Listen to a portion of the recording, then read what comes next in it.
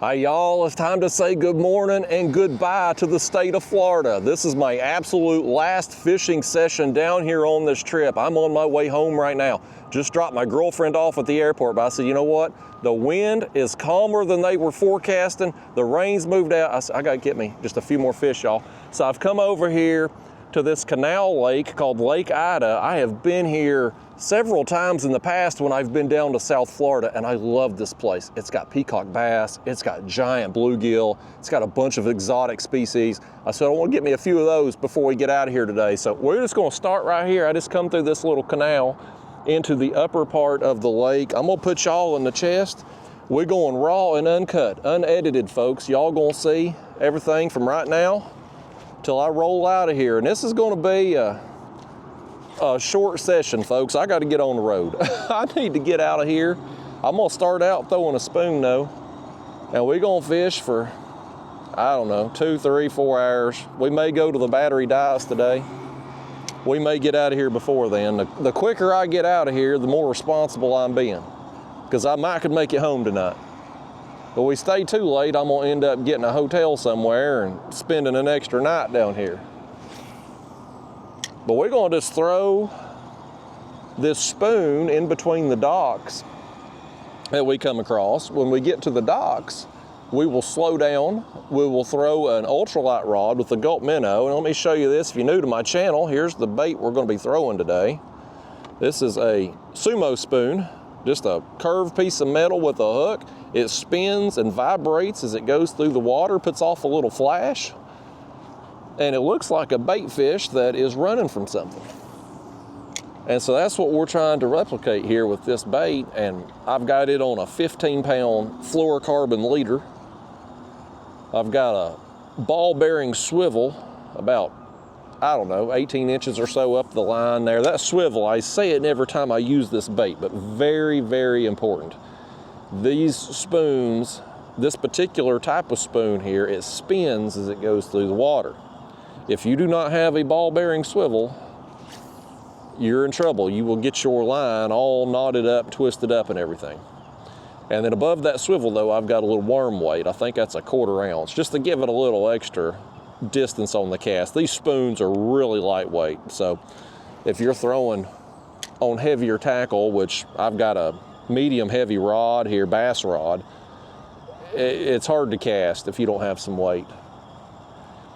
But this particular dock we're coming up on here,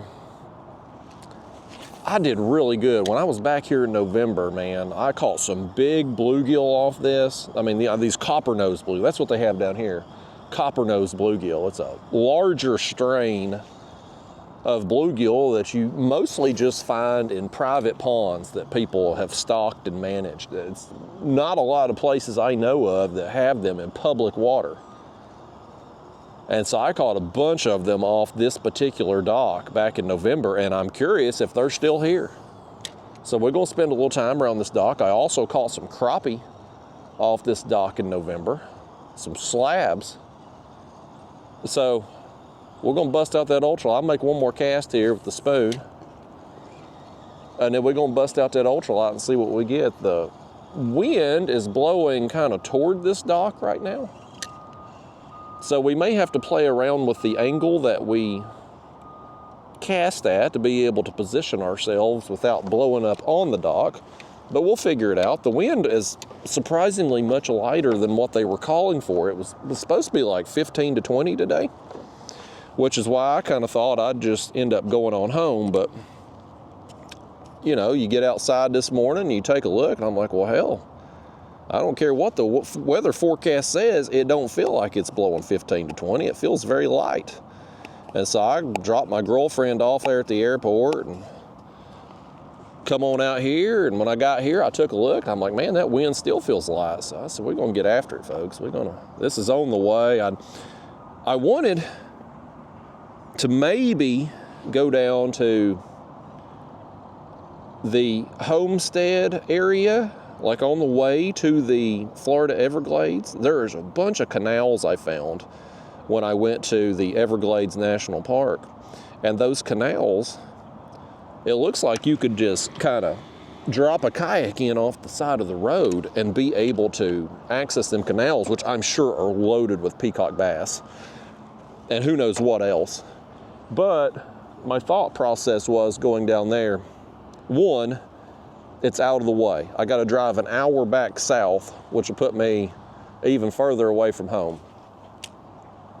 The other thing was, since this is my last day, we've already checked out of where we were staying, obviously. I've got all my stuff with me. So my computer is in the car.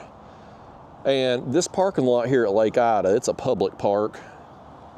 It's nice. You know, there's a lot of people out. It's a nice area. I don't have to worry about my car windows getting bashed out and a bunch of stuff getting stolen.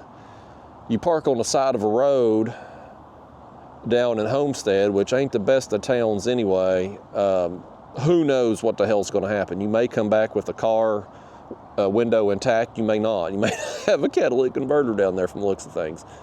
So I said, I'm gonna play it safe. I'm gonna go somewhere it's on the direction of home. We got some construction going on over here behind us, folks. I feel like every time I've been here, there's something going on. But I'm throwing, I guess I should show you this bait here in case you're new to my channel. This is my favorite ultralight bait of all time. It's a gulp minnow. It's 1 inch long, smelt color, which back home I like it because it looks like shad, which is our primary forage species. Now in here in Lake Ida, I think they're shad.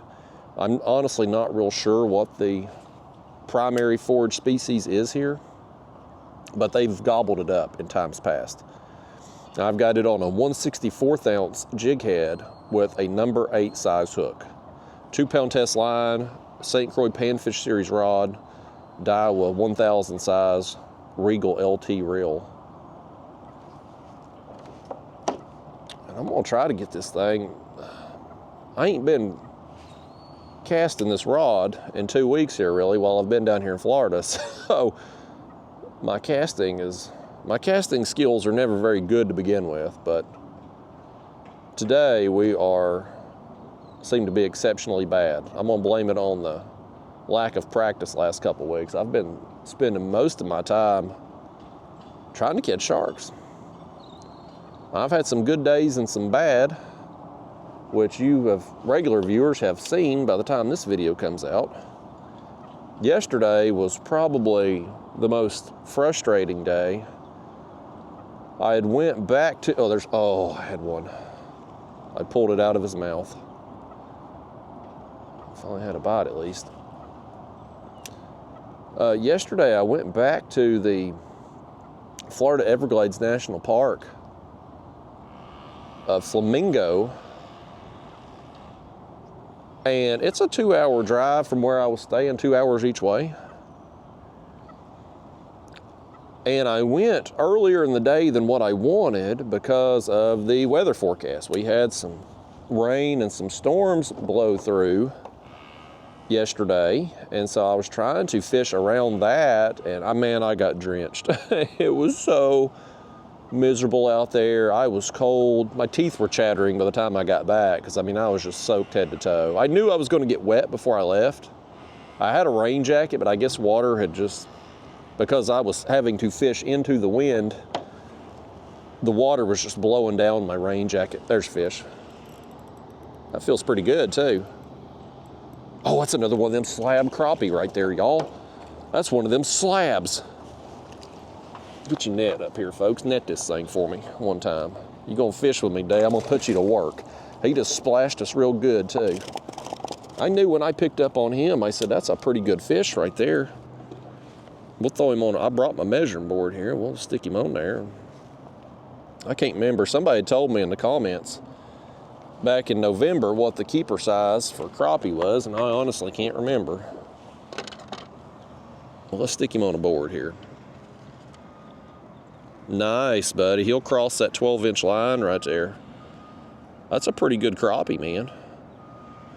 Right here on this dock. I got on them there in November, and in November actually was the first time I had ever caught a crappie here on Lake Ida. At that time, I didn't know that they even had them in here. But we ended up catching several on that trip. Well, I say several, it was a few probably, better term there. But nevertheless, we got some, and they were all really good size.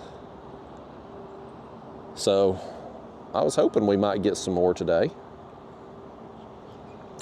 But yeah, anyway, y'all, I went to the Everglades again there yesterday and just got absolutely drenched. And I filmed, I got a nice shark. I got a snook. But I went unedited. I went raw and uncut there too. And I need to get this rod right here out of the way. But here's the thing, y'all.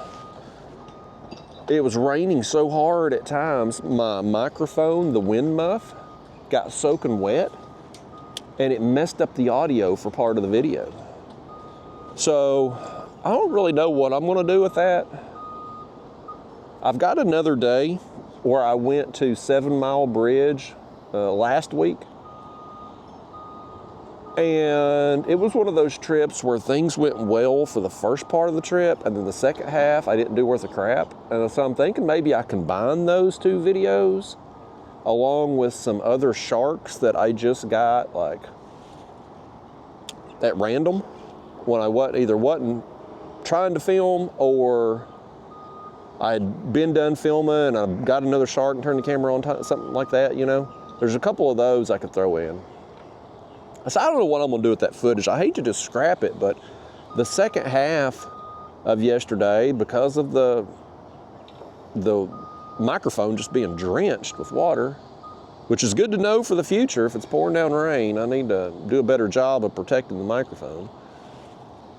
But nevertheless, yesterday was pretty miserable, and I hate to go out on a sour note on a road trip, vacation trip type thing. You know, I want to go out with a bang. Here, we're going out with a bang right here. We got us one. Let's see what this is. I hope it's one of them giant bluegill. I want to catch the bluegill more than I do the bass today. Honestly, it is. It is. This one ain't a giant, but he's what we're looking for, folks. Did he get that thing? Boy, he got that thing deep too. Hold on a second here, folks. I gotta try to get that thing out. There we go. Oh, missed it. Bear with me a second here, folks. He got that thing kind of deep. I think we're gonna have to cut that thing. He got it a little too deep. I can't get down in there and get it. I don't want to risk hurting him. No, well, he didn't want you looking at him apparently, but that was the species we're looking for right there today, folks. We just want them significantly bigger. That's the copper-nosed bluegill. And it's just a strain of bluegill that I guess has been bred. I don't know if that's a native species or it's just one of those things that have been created type thing. But nevertheless, they are significantly bigger than the northern strain bluegill. They have the same fight. You know, bluegill pound for pound are a great fighter. But because those particular strain of bluegill gets bigger, well, the fight's a little better, right? So I love them. And this is the only place, public water at least, that I really have access to. I certainly don't have access to them back home. Give myself a little slack here so I can try to see to tie this thing here. Actually, I can see it a little better today. I don't know if it's because of the lighting or I still can't thread the damn thing. I think with it being, I don't know if it's because it's cloudy or what, I can actually feel like I can see that hole of that jig head a little better today. And yet still can't thread the damn thing. I hope we don't have to retie too much today. But yeah, man, yesterday, just with the rain and the wind, like I was so cold and drenched, and then to sit through all that and get back in my footage, I put it on the computer. I'm like, damn, man, why does it have to Why does the audio have to be jacked up? But such is life, folks, and I just didn't. You know, I part of me is tired. My body, I've been down here hoofing it, man. I don't, when I'm in this kayak here, there's no motor. It's just me. My legs are the motor. And I fought the current all week down there in the ocean and even in the Everglades, the current, yesterday especially, because I was out there kind of the peak flow time. Instead of going when it was best as far as the tide goes, I tried to work around the weather yesterday, tried to beat the storms, which I beat the storms, just not the rain. And I've put in a lot of miles, folks, these past couple weeks. I fished, this is my 13th day in Florida. I know it's a hard life. I fished 12 out of the 13. And so I've logged a lot of miles against the current and just getting where I'm going and stuff. And so I'm feeling it. My knees, my butt, my legs, I'm feeling it, folks. It might take me a day or two off. Well, I'm gonna take a lot longer than that off when I get home, because it's gonna be, oh, fish. He smacked it. This one smacked it, folks. Let's see what, oh, and I lost him. He smacked it and I lost him. Throw back over there, would you? Catch that fish for me. I done botched it. Let's see if we can tempt him again or one of his friends. We made a few casts over there and couldn't get nothing going, and now I feel like we got them maybe ready to, there it is. They're right there at the edge of that dock. Right there on the edge of it. Oh, nice. Nice, folks. Look at this one right here. This is a slab bluegill. Yes. This is another one of those that don't really look like a copper nose so much. I mean, maybe. I've wondered, I don't know if this can be done or not, but I've wondered, like, will the copper nose and the northern strain breed together and create like a hybrid? I've wondered if they would, because that might explain some of these that don't quite look like a northern and don't quite look like a copper nose. This one don't want to be measured, folks. I want to measure you, fish. I'm curious. 9 inches. 9-inch bluegill on public waters, folks. That's, get out of here. The old thing, he keeps flopping around. Get on. Get on out of here. He ain't getting out of here, folks. He just keeps moving further up the kayak. Get on. There. No ornery thing. He did not want to be here. Hell, I'm going to make me a few more casts over there. Did he flop water? Let me check. Did he flop water all over you? He hit me in the face with some water. No, y'all look good somehow. Y'all got up early here to fish with me today. I got up early. I had to get up at 5 because we had a 2-hour drive to the airport and I had to get my girlfriend there by 7:30, so, because her flight leaves at 9. She's probably flying out right now, as a matter of fact. It's somewhere 8:30, 9 o'clock right now. But I'm tired, man. My body's tired.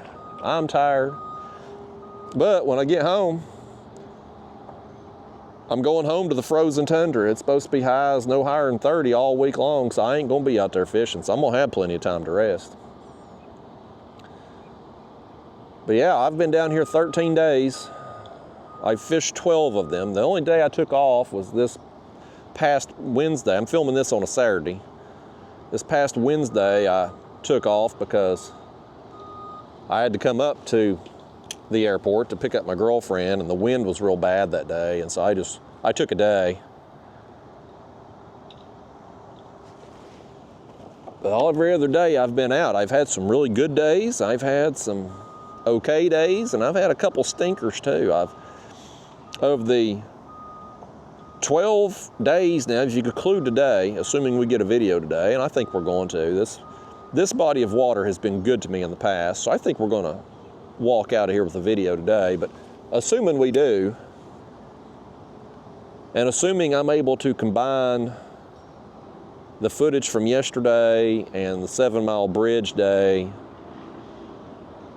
I'll end up with like 8 videos out of the 13-day trip, 12 days that I fished. So not a very good percentage compared to the last time I was down here in November. I think I went like, I was here in November for 10 days. I think I got 8 videos, 8 out of 10 that time. So not as good a percentage this time, but I've learned a lot. And so I think for future trips, I'm going to be better off based on how things have gone this time. I've learned a lot about the sharks, where to go, rigs. I'm digging that Florida Everglades National Park. Like, I definitely want to spend some more time there in the future. Plus, I marked all those little canals on the way to that park that we could put in and maybe do some ultralight fishing or some peacock bass fishing. I made it to that. There's one launch there in Key Largo. It was the second day on this trip. I fished a saltwater canal. It's where the freshwater and saltwater meet. And I had a good time in there, and what I had thought I would do would be hit that canal again. I fished the saltwater side second day here, and I thought I'm gonna fish the freshwater side at some point before I leave. And I just never made it back up there, but I definitely want to at some point in the future. I want to put some time into that place. I want to see what we can get in there. My friend Elias said there's some big peacocks in there. Now, I hope we get some peacocks today. I really, with the wind being light right now, and I don't know if it's actually light or if we're just shielded from it, but either way, right now, we have an opportunity to really work this gulp and the ultralight effectively. And so I would like to spend some time doing that right away, working these docks, because if the wind kicks up, we can throw that spoon regardless. But, oh, fish. This is another one that feels good. This one feels good right here, folks. I think that might be another crappie. It is. I'll be damned. They all be doggonians. Caught you another crappie right there, and that's a good one, buddy. Good golly, man. What are the odds these fish would still be here on this dock 2 months later? I said, I'm gonna start here. I'm going to start here and just see. And yet here we are. Another slab crappie, man.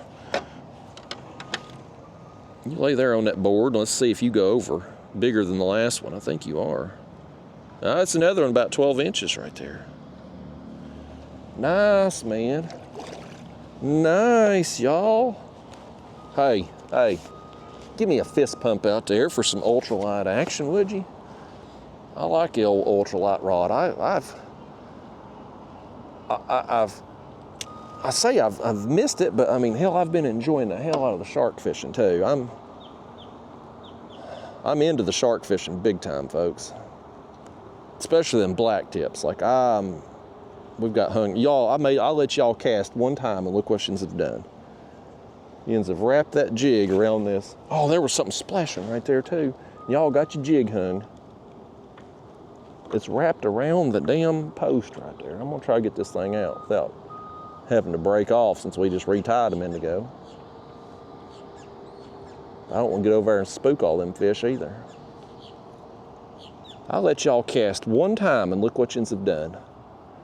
I talk about myself being a bad caster. Look at y'all. I mean, look at y'all. Look what yins have done here. How are we gonna get that thing out? Can we get it out?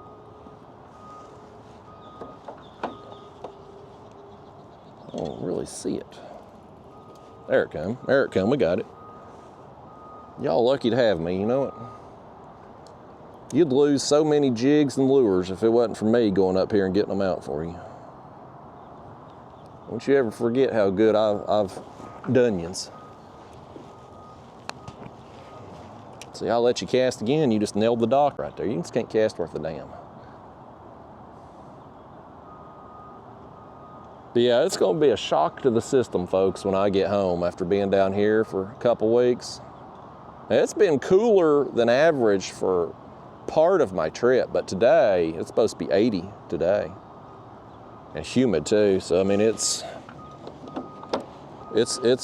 South Florida's temperature, buddy. It's nice for January, but you may be seeing this video in February by the time I get home and get everything uploaded. I took a little break from posting because the internet service was so slow where I've been staying.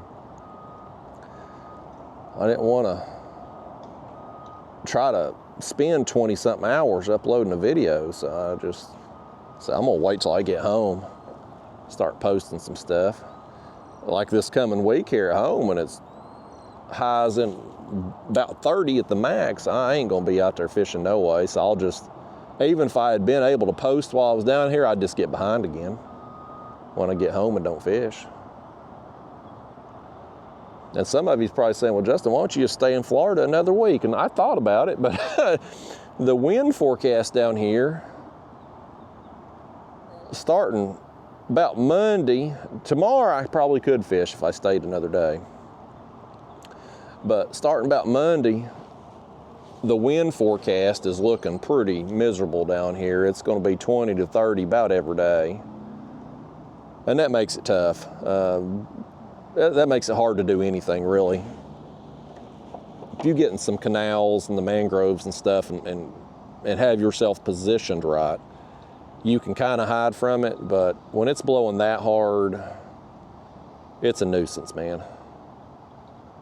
And so I think I'm gonna go on home and sleep in my own bed, have access to my bidet, which I have dearly missed. I swear, I mean, I don't want to get on the toilet paper talk again, but how you people out there still use toilet paper in the days of $89 bidets, I don't know how you can do it, but I've missed mine. So I'm gonna go home and I guess just hibernate. That's what I'm gonna do. Probably take me a full day to clean house. I'm sure them cats of mine, I don't know why I claim them, they're really my neighbors, but I've taken a couple of them in. They've probably, between their hair shedding and just being cats, they've probably destroyed the house. Daphne the dog's at my parents'. She's apparently been a good girl down there. It's always a good report to get with her. It's hit or miss with her. I wonder if we didn't spook them fish when we got over there. Get your all's, nope. Oh, I don't know what that was. That may not have been a fish.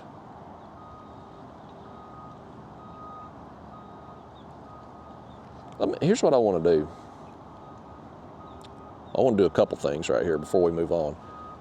I'm going to cast one out. Like, I don't know if you saw where that, I don't know if the camera picked it up, not where I cast that. We're going to cast one out here, just farther out in front of this dock, and just let it sink down. Because most of them fish we got, even the casts I got up under there, they wasn't doing no good until that jig got out, just in front of the dock. So I want to try one there, and then we're going to try working this side over here a little bit before we move on. We'll throw the spoon until we get over here to the next dock.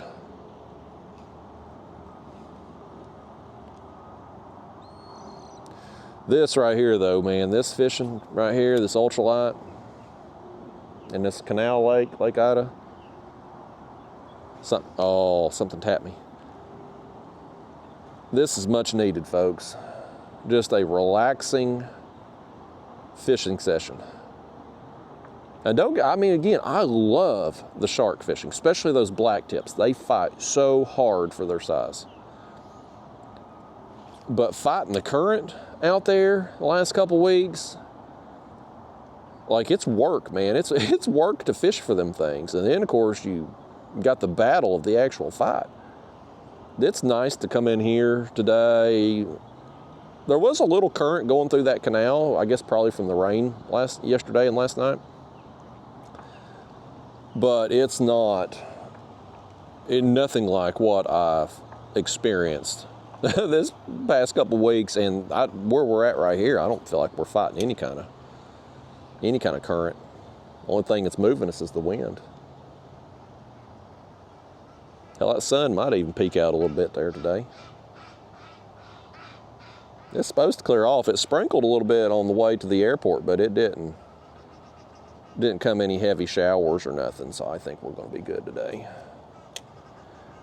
But I think I'm going to fish for 2-3 hours. We might do longer, I don't know. Whenever the battery dies, I'm out of here for sure, and it normally dies around 4 hours. I need to get gas when I leave here. So I think probably what I'm gonna do is when we leave here, let me make one more cast from this dock, and we're gonna move on. I'll probably go to get me something to eat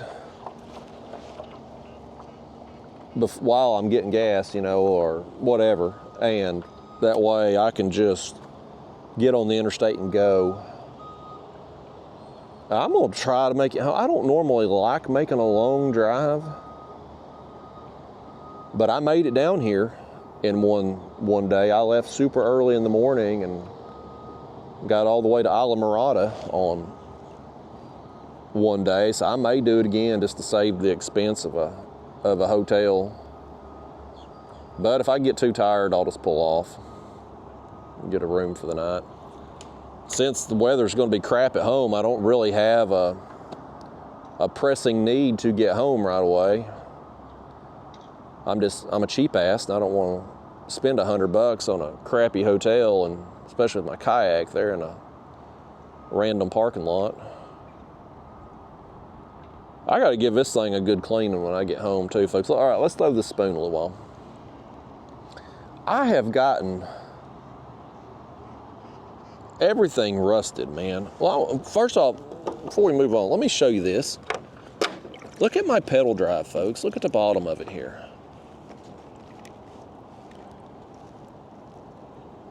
This side.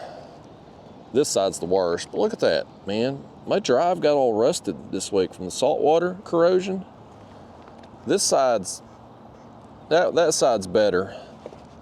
But yeah, there is just, I'm gonna have to end up replacing it. A little bit of rust there. And I noticed too, on my spoon rod here, and of course I threw this a lot out in the ocean, but you get up here, look at my guides. Hell, my damn guides are rusting all the way up. It was from the first week I was down here. So this past week I've stayed at a place called Topsider Resort in Isla Mirada. It's a timeshare, and I'd rented somebody's timeshare for this past week. But when I got into town, I stayed at a hotel. And at the timeshare place this past week, it's like individual units, 2-bedroom, 2-bath units. And so you've got access to a water hose right there where you park under your unit. And so I can come in every day, take that water hose, spray off the kayak, my rods, reels, pedal drive, everything, right? Well, that first, it was 6 days, my first 6 days here, I was in that hotel and I didn't have a water hose. And so I was just taking a jug, 1 gallon jug, go upstairs to my room, fill it up, tap water, come down and pour it over everything, right? And I'd go up there and, you know, just pour a couple gallons. But I guess I missed some spots on my pedal drive, obviously, and it got corroded. And then of course I apparently did a half-assed job on my rods too, because it got corroded. Hell, my pliers here, look how bad them damn things look. They won't hardly open without pressure there, because they're about rusted shut. I've done a crap job of hosing everything, watering everything off there at the hotel. So I've got some corrosion. That's one of my biggest things about, and of course this kayak, I've made a conscious effort to keep it simple, no graft, no motors, anything like that on this. But if I put a graph or motor on here, hell, I'd have that damn thing corroded and tore up in no time. Knowing me. So I don't want to put people have said, Justin, bring a live scope down, take a look around for them sharks and stuff, see what they look like on there. And I think it'd be cool. But hell, I'd tear that thing up in no time, getting the saltwater spray. Because I mean, this kayak here, especially, you're low to the water, it gets a little choppy. You're going to take water over the bow. I took a lot of water over the bow and take a lot of salt spray to my face, glasses, camera, and everything. And of course, if I had a graph or the live scope unit on there, guess what? It's going to be getting a lot of that spray and a lot of direct hits with the water too. And I just, fishing the salt, man, I want to just keep everything lightweight and super simple. And I do feel much more accomplished just personally when I have success without all the gadgets and motors and stuff. It makes, I guess it's an ego thing, if nothing else. Like I have people all the time saying, well, Justin, so-and-so on YouTube's copying you. They stole your video title or you know, what you're doing, or, you know, where you were fishing at. They went out there right after your video come out and filmed and stuff. And I'm like, yeah, you know, those people, they can steal video titles and stuff like that, but they can copy me to an extent. But those same people, man, they lose their graph, they lose their trolling motor, they're out of commission. They're not going to get out in a kayak that you got to paddle or pedal with no motors, electronics, or nothing and be able to function. They won't. You only going to get copied to an extent. Look around on YouTube, and I ain't trying to toot my own horn or anything here, but damn near half of my videos in the past year have either been filmed, well, since I got this kayak, I've filmed several with nothing on it, no motors, no graphs. But before that, I had my Old Town kayak with no motor, and occasionally my simple 5-inch 2D graph. You know, I kept half my videos last year was very basic setup, oftentimes just 2 rods while catfishing. And them same the people, they say want to copy me, buddy, they out there, damn, several rods, motors, boats, all that crap. I'm like, you can only copy me to a certain extent, folks. There ain't a lot of people out there that's doing what I'm doing and putting out the number of videos I'm doing, and I take pride in that, you know. I do. Part of me wants to keep up with the Joneses and have all of the motors and live scopes and gadgets, but then there's part of me too that's pretty hell-bent on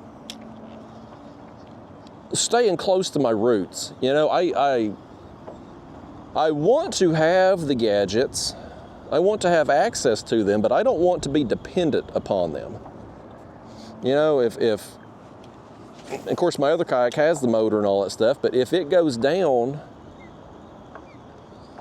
I don't want to be just doo-doo out of luck, you know, because I mean, I'm doing this to keep the lights on at my house right now. You know, it's fun, it's a best job in the world, but it's a job, you know, and if I don't work, I ain't paying the light bill. So I don't want to be dependent upon those gadgets working. If, you know, hell, my light, like, went over there to South Carolina, that last tournament of the year, and my live scope tore up, right? Like it just wouldn't turn on. It works now. I get home, I redo the wiring and stuff, and it turns right on now. I don't know what the hell happened on tournament day, but it was deader than damn it. It just wouldn't turn on. But you know what? I still got out there. I caught the biggest fish of the tournament and cut a check in that tournament for the big cat, and I got video out of the day. So the gadget tearing up didn't slow me down, and that's the thing. Like, I don't want to be dependent upon that stuff. And part of not being dependent on it is just getting out and going old school. No graph, no motors, all this stuff. I mean, I'm pedaling, obviously, which is kind of a gadget. I could paddle, certainly, but I can definitely work more efficiently with the pedals. I can cover more water. I can sit here and pedal while we're casting and kind of move along. It is definitely more efficient than me just trying to paddle, where I would have to set the paddle down each time I make a cast. But it's still, at the end of the day, it's human powered. These pedal drives, whether it's the Hobie drive that I've got now or my Old Town pedal kayak, it's pretty durable, man. You're not going to have a lot of issues out of either one of these drives. And if you do, they're both pretty easy process to fix. And both of those both this kayak and my Old Town kayak, let's say the pedal drive did mess up, it's still a kayak that I can paddle. Now my Hobie Pro Angler with the motor, that motor tears up, I ain't paddling that damn thing. I ain't gonna do it. But by keeping a simple setup that's lightweight and paddleable, if that's a word, I'm never really out of commission. If live scope tears up, if motor tears up, man, I just keep doing my thing. I may spend a little bit more energy. I may be limited in range, but I'm not out of commission. I can get out and catch some fish somewhere. And that's another thing that's important to me. And one of the things that I'm constantly trying in my mind to do is figure out, like, what is the simplest way that I can catch fish consistently? And I'm not necessarily talking about trophy fish, the biggest fish in a particular body of water or a certain species, but just what can I do to go out and consistently catch fish? And that, oh, fish, something thumped me. It got rocked. Spoon got rocked right here. What is that?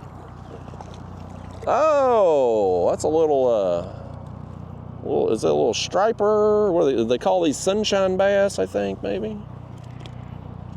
I don't think I've ever caught one of these down here. Heard of them being in here, but never caught one.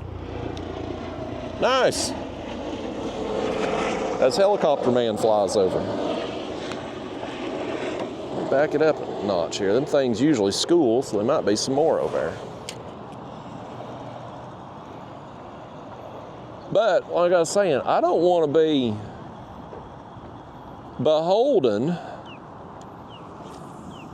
to any gadgets to be able to do what I do. I want to be able to consistently go out and catch fish, and I'm always trying to figure out what's something that I can do anywhere I go with as simple gear as possible and be able to produce results. Because, again, doing this crap for a living, if I go out and fish 5 days and don't get a video, well, by God, you best believe that hurts the bottom line. It hurts your chances of paying the light bill, don't it? Be like you missing 5 days of work, you know? You got to get results. So, like with the ultralight, you see me throwing that gulp when I'm ultralight fishing. I don't even really play around with many other ultralight lures anymore because I've settled in on that one. I know I can take that gulp and damn near catch fish just about anywhere with it. Certainly some places better than others. Certain types of fish will hit it more likely than others. But compared to the other ultralight plastics and baits I've thrown, I've got a lot of faith and confidence in it that it will produce. Coming down here to the ocean in November, and Lake Ida in November, and then this session here in January, throwing this spoon. I'm like, I know if I get out and I throw this spoon, whether it's in these canals or out in the ocean along the bridges or along the rocky areas there along the beaches or in between the beaches on the islands, this spoon is going to produce. I'm going to catch a variety of fish. So if I'm looking for shark bait, I'm going to be able to get it with this spoon. If I'm in these canals and wanting peacock bass or largemouth bass, whatever, I'm going to have a chance of getting them with the spoon. I'm back home, I need skipjack, white bass, the spoon works for it. You know, it's one of those things, it's just, and this is a simple technique here too. I mean, this is just chunk and wind right here, folks. It don't get much easier than that. But it's a bait, a lure, and a technique that I can count on, that's dependable. I can cast it, I control it. And so I'm constantly in my mind trying to figure out,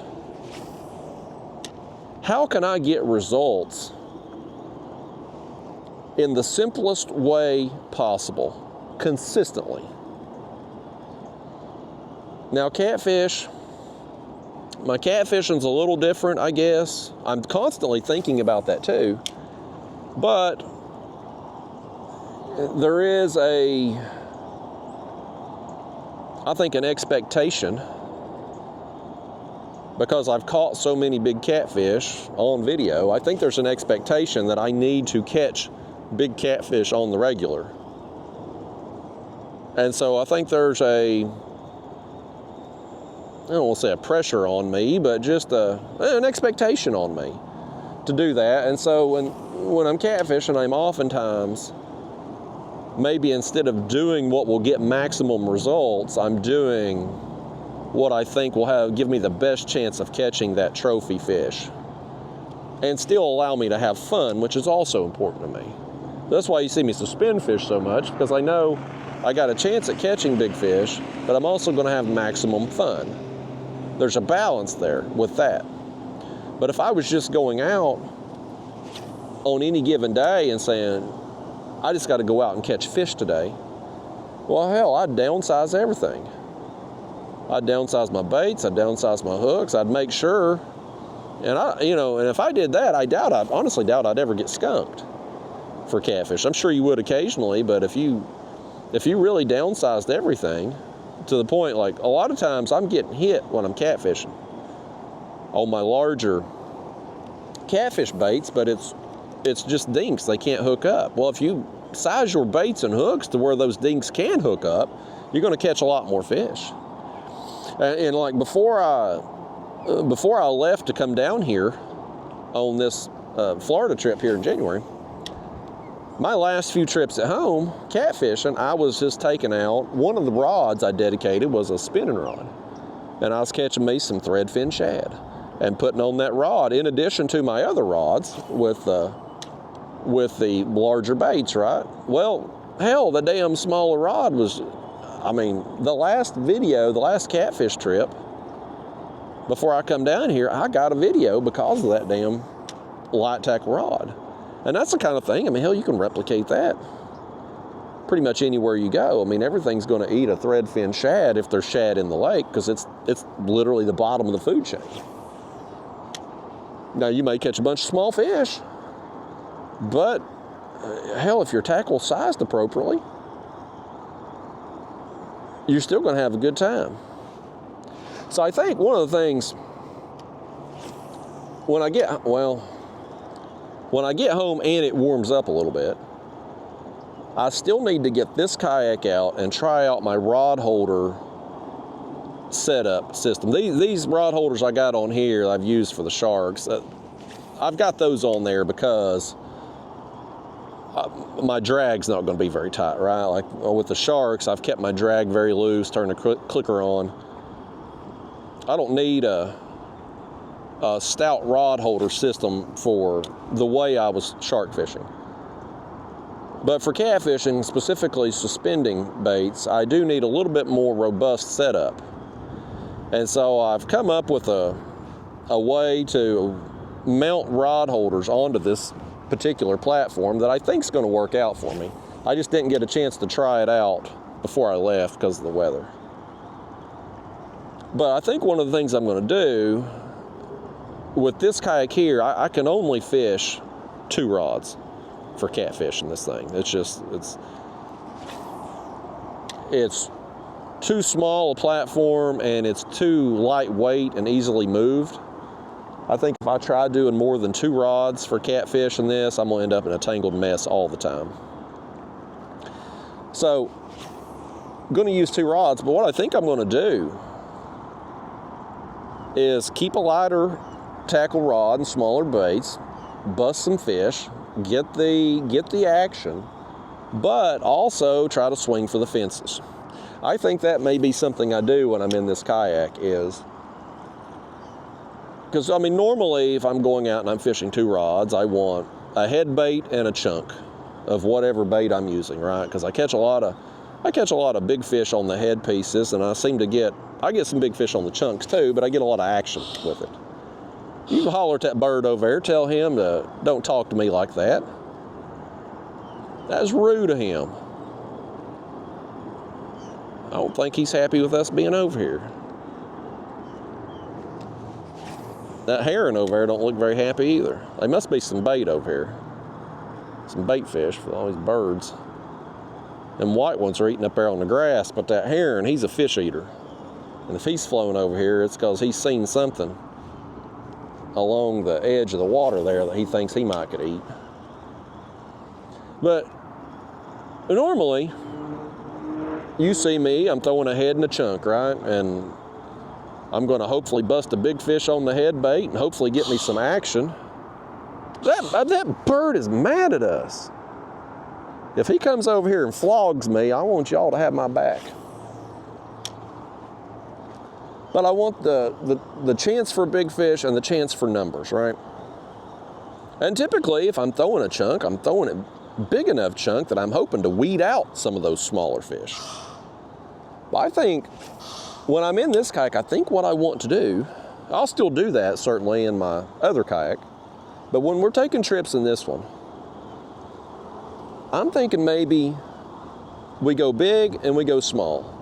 We use the lighter rod and smaller baits to try to bust just numbers of fish. And hell, we might hook a big fish doing that too. We just might. And I hope we do. It's going to be a lot of fun on the lighter tackle. But also, while we're doing that, put out a much bigger bait. Swing for the fences. And I don't know how it'll work out, especially for video purposes, you know, keeping y'all entertained. Like, I don't know. Obviously, if we bust a big fish, a monster fish, great. But that's not going to happen every day. Now, we'll probably catch a bunch of fish every day going with the lighter setup and smaller baits and stuff. That one rod, the lighter, it'll produce for us. But I don't know how you, the viewers, are going to tolerate that. But it's one of them things I'm curious about. To see, you know, because that's one of the things that I've talked about before when people ask me of, Justin, if you just wanted to go out, here's the 2 questions I get asked. Well, I get asked a lot of questions, but 2 of them in particular. Let's throw this gulp over here by this dock. Y'all got me talking here on this, and we're passing up this dock over here. I'd like to throw the gulp on. But I get asked about, like, Justin, if you just had to go out today and catch a trophy fish, what would you do? Or if you only wanted to catch trophy fish, what would you do? Or, Justin, if you didn't care about trophy fish, if you just wanted to go out and get bites, what would you do, right? And so we kind of address both of those if we do what I'm talking about there. Because if I was just specifically focusing on trophy fish, I would just throw big baits. I'd probably throw whole baits. Just cut some slits in them or cut a fillet off one side and throw the whole damn thing out there. If I caught a 2-pound, 3-pound skipjack, I'd put the whole thing. I'd probably use a double hook rig, but I'd throw the whole thing out. If I'm using white bass, throw the whole thing. Now, there's the old saying, elephants eat peanuts. A lot of big fish are caught on small baits. Even really, when you look at the big fish I've caught through the years, even on like a big head bait, big as my hand, when you look at the size of the bait in relation to the size of the fish caught with it, it's a pretty small bait in comparison, really. I mean, a skipjack head, I mean, how much does that weigh? Quarter pound? Maybe? And you catch fish 50 plus? I mean, proportionately speaking, the size, even if I'm using what I call a big bait, oftentimes, it's still small for the size of the fish that you're catching. And so I think, you know, if I was just targeting the biggest fish, I would probably just use the whole baits. You know, your bites would go way down. You're not going to catch as many, but if you're just trophy hunting, it ain't like,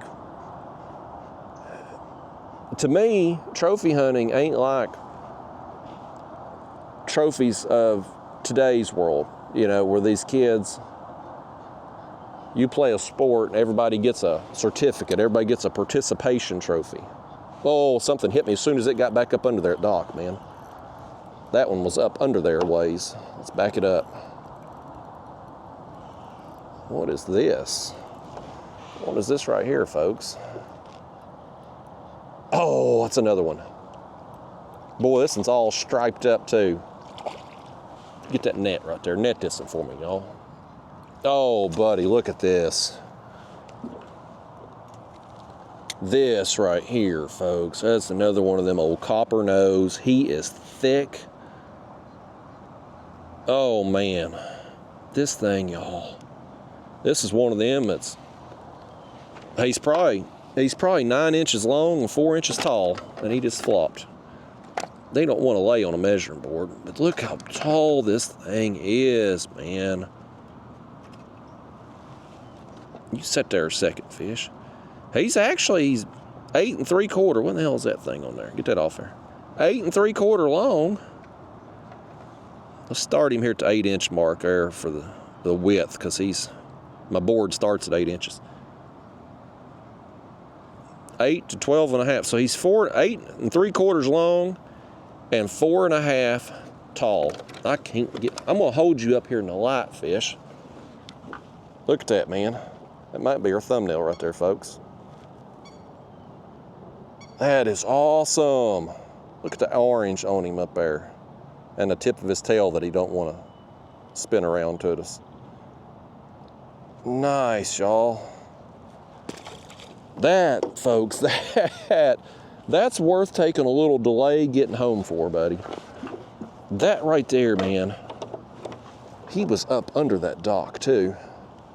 He was back up under there, kind of up in the shade. Let me see if I can throw another one back up in there. But as soon as it hit, he was on it. I hope he's got some friends back there, too.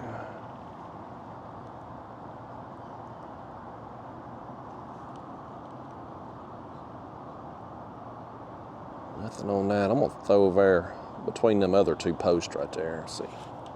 Well, apparently I ain't. I'll let y'all reel one in right there and cast, and look what happens. You done nailed that dock. There we go.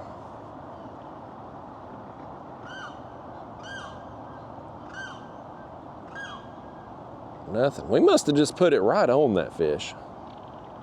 We must have just put it right on his nose. Just got lucky.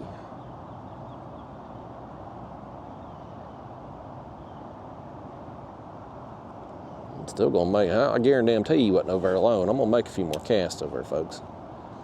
What was I talking about? I was talking about trophy fish. Well, anyway, I don't remember. I broke my train of thought. That bluegill got me excited, and it's like a dog. You got its attention, and then a squirrel goes by, and it's like squirrel, and totally forgot what it was doing. That's me right now with these damn bluegill. But the trophy fish, you know, it's, if you're going to hunt trophies, you're not going to get one every day. And that's one of them things that pisses me off about society today. All these kids got to get a trophy. They got to get a certificate. participation trophy, you know, they're winners at life, not just in the game. Well, that's a load of BS. Yes, there are winners in life. There's also losers in life. And if you don't teach people, specifically kids, about winning and losing, and let them know what it feels like to lose as a young person, then they're going to grow up and either be unmotivated, or it's going to be, you know, it's going to be harder to deal with as adults. You got to lose young, I feel like. Nobody, yeah, oh yeah, I'd say nobody. There's people. Man, there's people born with the silver spoon, and they're just genetically smart and good looking, and, you know, life comes easier for some people, certainly. But most of us out there get knocked on our ass a few times. Most of us are going to lose in the game of life periodically. You may not, you don't want to lose the war, but you might lose a battle here and there throughout the game of life, right? And it sucks at the time when you lose, and whatever happens, happens. But over the course of time, those wounds heal. They scar over, and you get better from it. You learn, you get more experience. And it makes you better in the long run. But these kids today, hell, it's nothing but damn participation trophies. Everybody's a winner. All the trophies are the same size. Bullarchy. So anyway, I guess growing up in the generation that I did, not everybody gets a trophy. And you don't get a trophy every damn day. And that's how I feel about fishing. A true trophy fish, maybe if you're on a great body of water, it might happen more often, but the true trophies you're not going to get every day. And so, you know, you use big baits, you're going to have a lot of days where you just don't get bit. Especially, I mean, if you're using, and when I say I'm talking about like, you know, whole skipjack and whole white bass, the real trophy fish out there, they're probably, a lot of them are probably eating carp and drum and buffalo that are 5+ pounds, 7 pounds, 10 pounds. You get a big flathead, they can eat 1/3 of their body weight, is what I've been told, or read, or something that's in my mind. They can eat baits 1/3 of their size. So 90-pound flathead could essentially, in theory, eat a 30-pound carp. Now, are they eating 30-pound carp all the time? Probably not. But I bet you they eat a lot of 5 to 10-pound carp. And how many catfishermen you see throwing 5 to 10-pound baits? Nobody. I don't even know how you would do that, as far as hooking them up and casting and setting them out and all. I don't even know how you'd do it. Boy, that bird over there, he's still mad at us. We're gonna move on from this dock. If there's more bluegill under there, we ain't catching them. I'll holler at that bird, tell him he's interrupting my story. But the point is, if you swing for the fences, you ain't going to hit a home run every time you step up to the plate. But you're going to hit some. Over the course of time, you're going to hit some home runs, folks. And that's kind of what I was thinking, maybe like if we're in this kayak, and I know I can't fish but 2 rods out of it, and I know me, like I'm going to get bored if I'm not catching something, go big and go small. Try to get the home run while also having another rod there to get us some base hits, to use a lousy baseball reference. You know, try maybe to do both. And I probably should be doing that all the time anyway. It's just, you know, for me, I'm a little bit stingy with bait. I don't always have a bunch of bait, and to put out a whole skipjack, for instance, that's say 2 pounds, that I know I could get 3 or 4 baits out of, tough for me to do it sometimes. I'm cheap, both with money and with bait. You know, I'm stingy, I'm frugal with it. But I think this year we might try some of that, big and small, till I get bored with it anyway. We go out there 5 trips and I don't get a big fish, I may I may rethink the whole thing. But it's one of them things I was thinking about. And again, it's one of them, I get asked both of those questions a lot. Like if you were just focusing on trophy fish, or if you just wanted to go out and make sure you caught fish today, like what would you do? And well, that's exactly what I would do for both. If I was just targeting big fish exclusively, didn't care if I caught fish, how many fish, just needed the big fish only, I'd use bigger baits. I'd still fish the same places. I would just try to weed out the smaller fish and give those trophy fish something, a meal.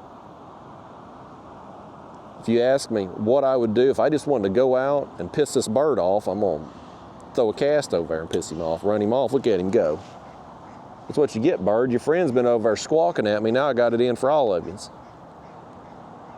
But if I was just going out and trying to catch fish today, didn't care how big, just wanted to go out and catch some catfish, well, I'm gonna go out and net me some threadfin shad, something small on the food chain, or maybe I get some gizzard shad. I'm gonna cut them up small, or skipjack, cut them up small chunks, small hooks. Still fish a lot of the same places, although I might fish a little shallower. But that's gonna get you bit, man. And you will get some big fish doing that too. I mean, the old saying is true sometimes that elephants eat peanuts. You will get big fish on small baits. But day in, day out, we're gonna go, there's a bunch of floating weeds right in here, folks. We're gonna go around this. I know from the past, this docks over here hasn't produced very well. It's real shallow over here in this corner. Probably why there's so many weeds. We'll get over here, we'll throw the spoon up to this next dock and then bust out the gulp again. But, if you're only throwing small baits, well, of course, you're still gonna catch some big fish from time to time. But what I believe, and this just seems common sense to me,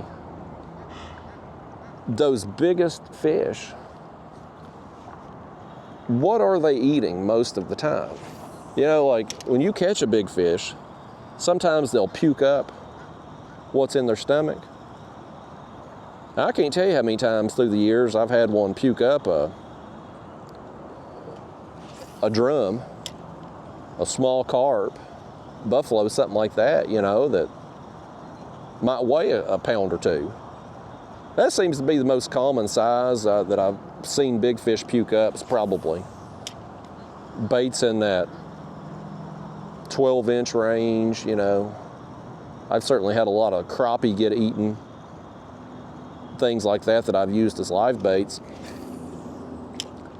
kind of in that range. But, a big fish out there, just out there in the wild, eating every day to survive, what is he eating?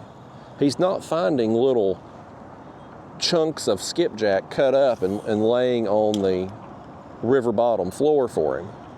He's having to get out there and hunt bait. He's a predator.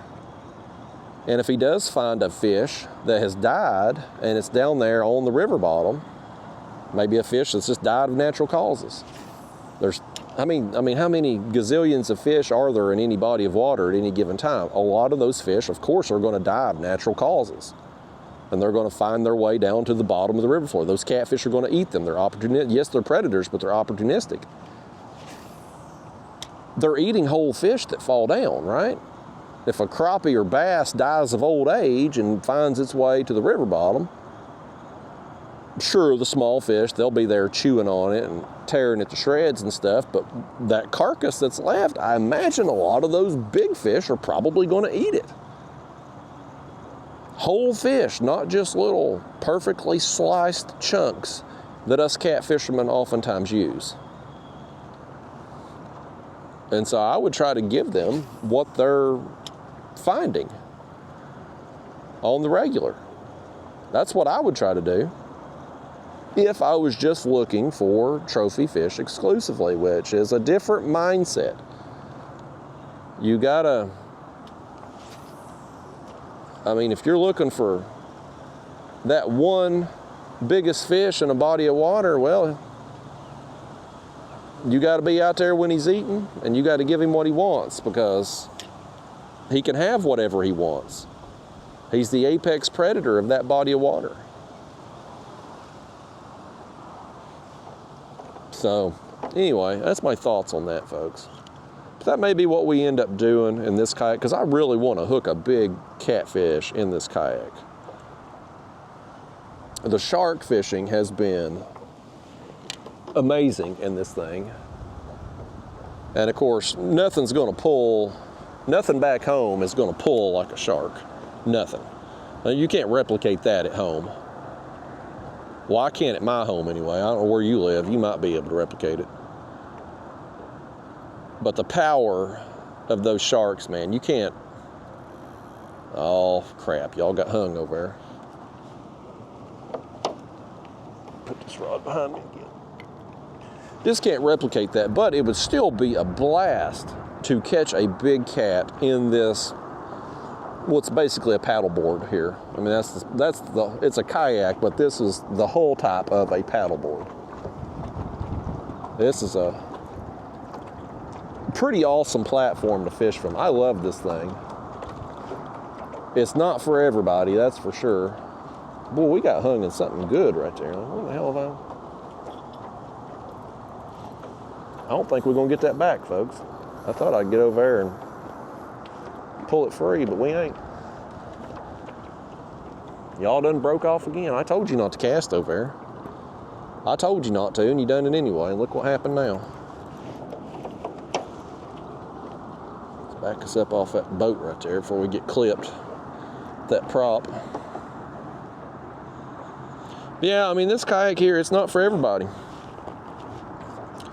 If you're somebody that don't want to fight the wind or current, well, any kayak ain't for you. But this one here gets blown around in the wind easily because it's so lightweight. And, you know, it's one of them things that you're just going to have to, as part of being a kayak fisherman. That's why, one of the reasons why more people don't do this, why people that copy everything I do, you don't see them copying how I fish, right?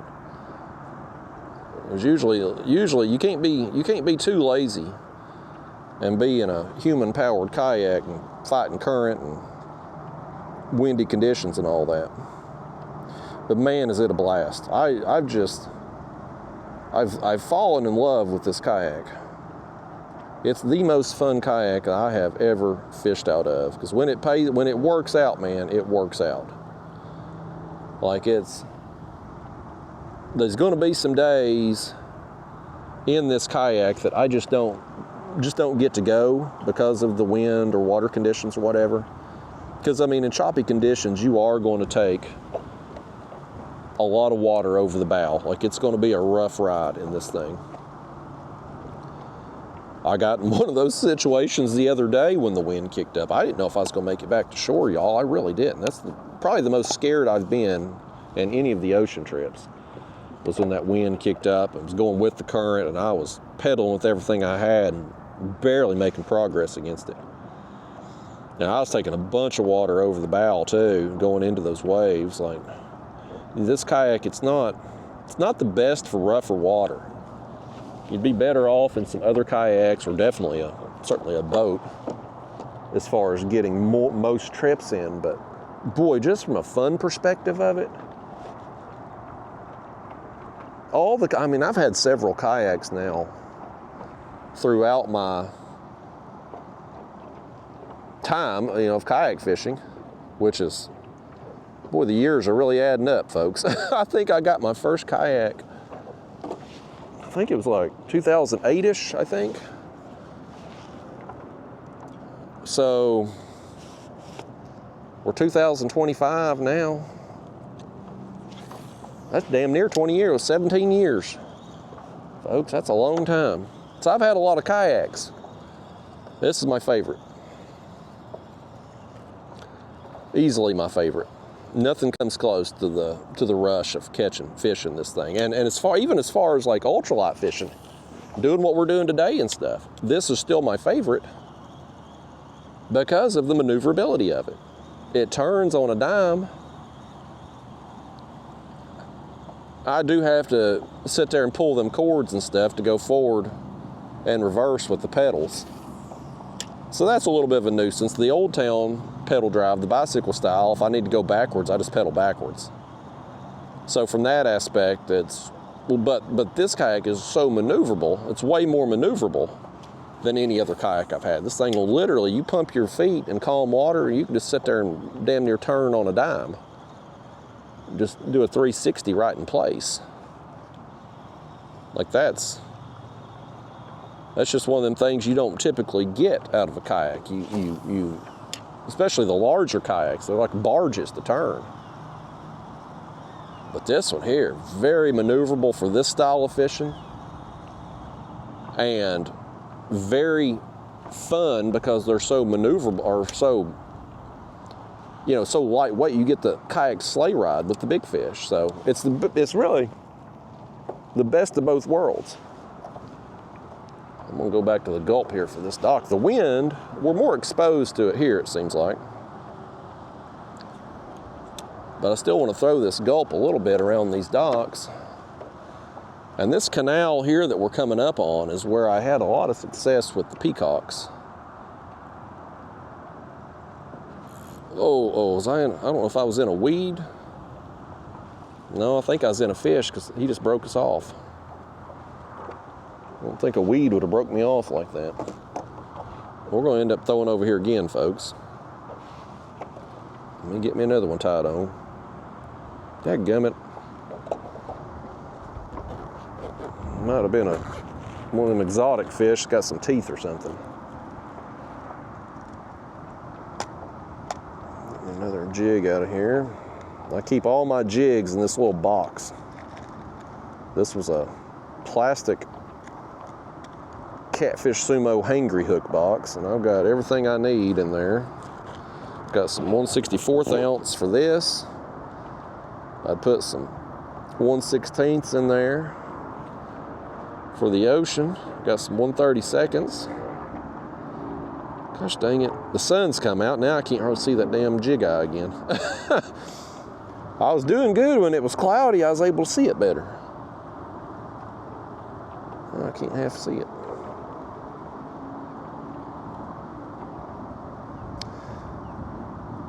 But yeah, this kayak, man, I'm digging it.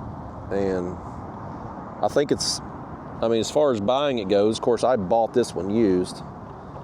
So I saved a lot of money doing that. But as far as buying a new one goes, I think they're overpriced for what they are, big time. And there's been some talk, and you know how rumors are. Who knows if there's any truth to it or not? But I've heard through the grapevine from different sources that Hobie, and Hobie's the company that makes this model here, the Hobie Lynx. I've heard they're in big financial trouble. And again, I have nothing sourced inside the company itself, but I've two different people that are higher up in the kayak industry that I have spoken to have told me that Hobie is on the verge of bankruptcy and they are looking to sell. That's what I've been told. So on one hand, that sucks, because Hobie used to be, before they got bought out the last time by that whatever, I'm drawing a blank here. What the hell are them damn things called? Them companies that buy companies? Hedge fund, no, not hedge fund group. You know what I'm trying to say though. Them companies that just buy name brand stuff and they soak up every penny of value out of the company and then they sell off the pieces. Hobie had a great reputation before they got bought out by one of those companies last time. And since then, the quality of everything they make has went down. You can't get parts. Customer service is crap. They've really ruined the company.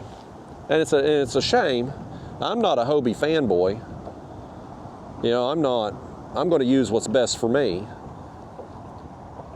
But it's a shame because the more big companies you have making quality products, it's us consumers that all benefit, right? Like that competition, specifically at the top of the kayak industry, gets us more options. It gets more innovation. It's just, we are winners in it, right, as the customers.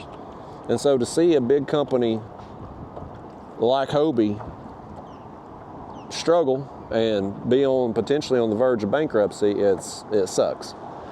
But I've heard that from two different people. Both are high up in the industry, and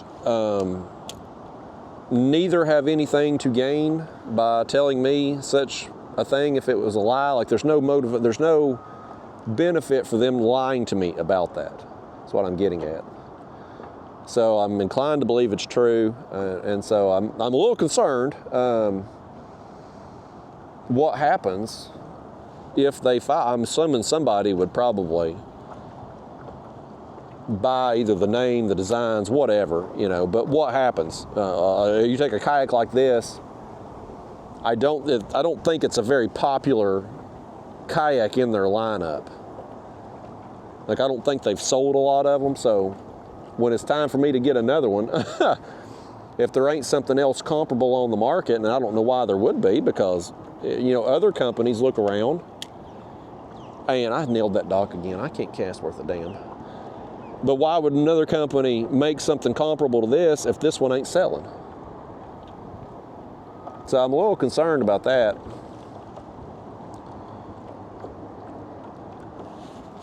But I do think, man, just as far as a fun factor goes, it don't get much more fun fishing out of a kayak than in this thing. I've really enjoyed it. And surprisingly, thankfully, but surprisingly, I've had no issues in this kayak with sciatic pain. I was really concerned because I had had so many problems, and it really ruined. I had that Hobie Outback for a long time. And the sciatic issues I had with it, I eventually just sold it, man.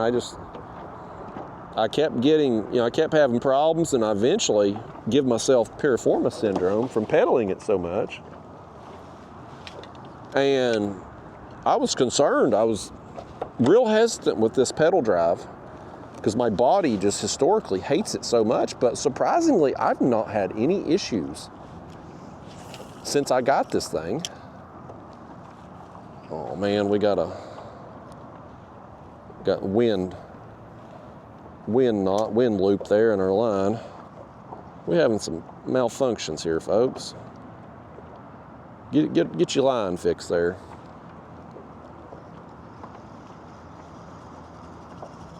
But yeah, I was real concerned, especially coming down in November and having not had this kayak very long, and then just jumping in and putting a bunch of miles in on it.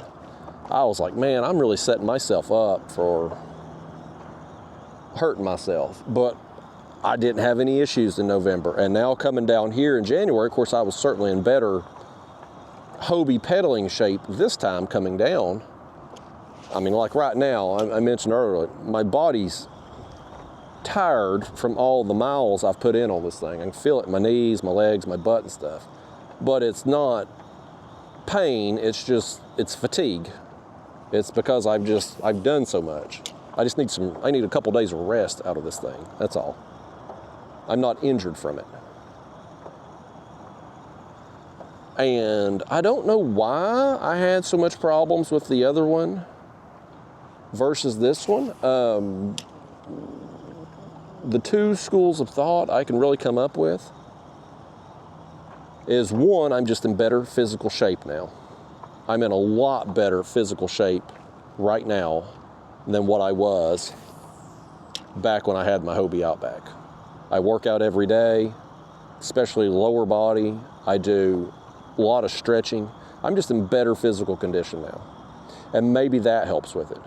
The other thing that's possibly has something to do with it is the seat height and seat angle of this versus the Hobie Outback or the Hobie Pro Angler. The Hobie Outback set very low to the floor of the kayak. The Hobie Pro Angler certainly sets up much higher. This kayak here is somewhere in between. And I'm wondering if it just happens to maybe be the perfect height of seat and seat angle for my body. Like maybe that's what it was causing me the problems before, just improper seat height and angle placement. And of course the Outback, man, I tried changing that seat out every which way and never could get it dialed in, but this one is different. And so maybe that plays a role in it too. Either way, regardless of why, the main point is I haven't had any issues. I've pedaled long distances and I walk away feeling good. Tired, but still feel good. And so I'm gonna certainly keep doing what I'm doing. Boy, I cannot cast worth a damn, man. I want to work this dock. I know we got some fish in front of this dock last time, but the wind is really blowing through this canal here. It's going to make it hard for us to sit here and fish this dock and be able to feel our lines, because that wind's going to blow a big bow in it here. I guess maybe we're just more exposed to the wind here, because it was supposed to be like it's blowing now is how it's supposed to be blowing today. What the forecast is calling for. So either it was a little late getting blowing, or we're just finally exposed to it. It ain't gonna matter if I can't make a damn cast anyway. I just can't cast worth a crap today. I ain't thrown this thing in damn near 2 weeks, and it shows. There we go. 12th time's a charm.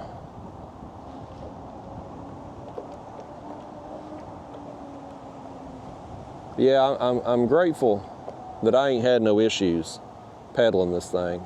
Sciatica sucks, man. It sucks. But I work out every day, I stretch every day, trying to keep myself physically able to do what I want to do as long as I possibly can. Now, I don't want to be, I've got older friends, people I know that's older, and you really see them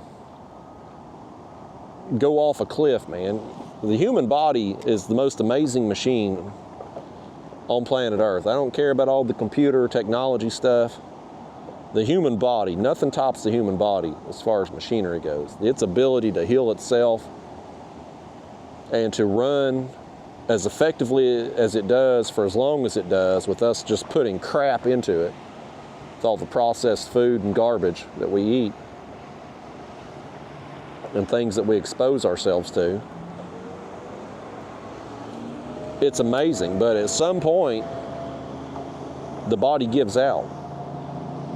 And I've seen that with older friends and people I know and co-workers and stuff I've had in the past, that they eat like crap and don't exercise for, and I ain't talking about just getting fat either. I'm talking about just poor health. Like, it just catches up with you after a while. I love the Little Debbie cakes as much as anybody, but you eat them every day for 50 years, it eventually catches up, and your body just, it's like they just go off a cliff. They start having all these health problems and stuff. Even if they're not like packing on a bunch of weight like this, still your body just it needs proper nutrition to run right. And so you need to take care of it, you need to eat properly, and I'm trying to do that so that I don't end up like some of the people I know that have functioned well in their 30s and 40s, and then 45, 50, 55 years old, they just, I don't want to be like that. I want to be able to do what I want to do for as long as I possibly. I'm giving up on this damn dock. I swear, I've tried throwing under it 57 times now, and I've hit the dock 56 of them. Let's throw that spoon down through here in this canal. This canal here is where we got a bunch of peacocks in November. A lot of weeds through here right now. It may make it tough to fish effectively, but the other side of the bank, we're going to fish our way down a spell, because when we come back out, I want to be going into the wind, working that other bank over there. That's where we really got the bulk of the peacocks, was the other bank.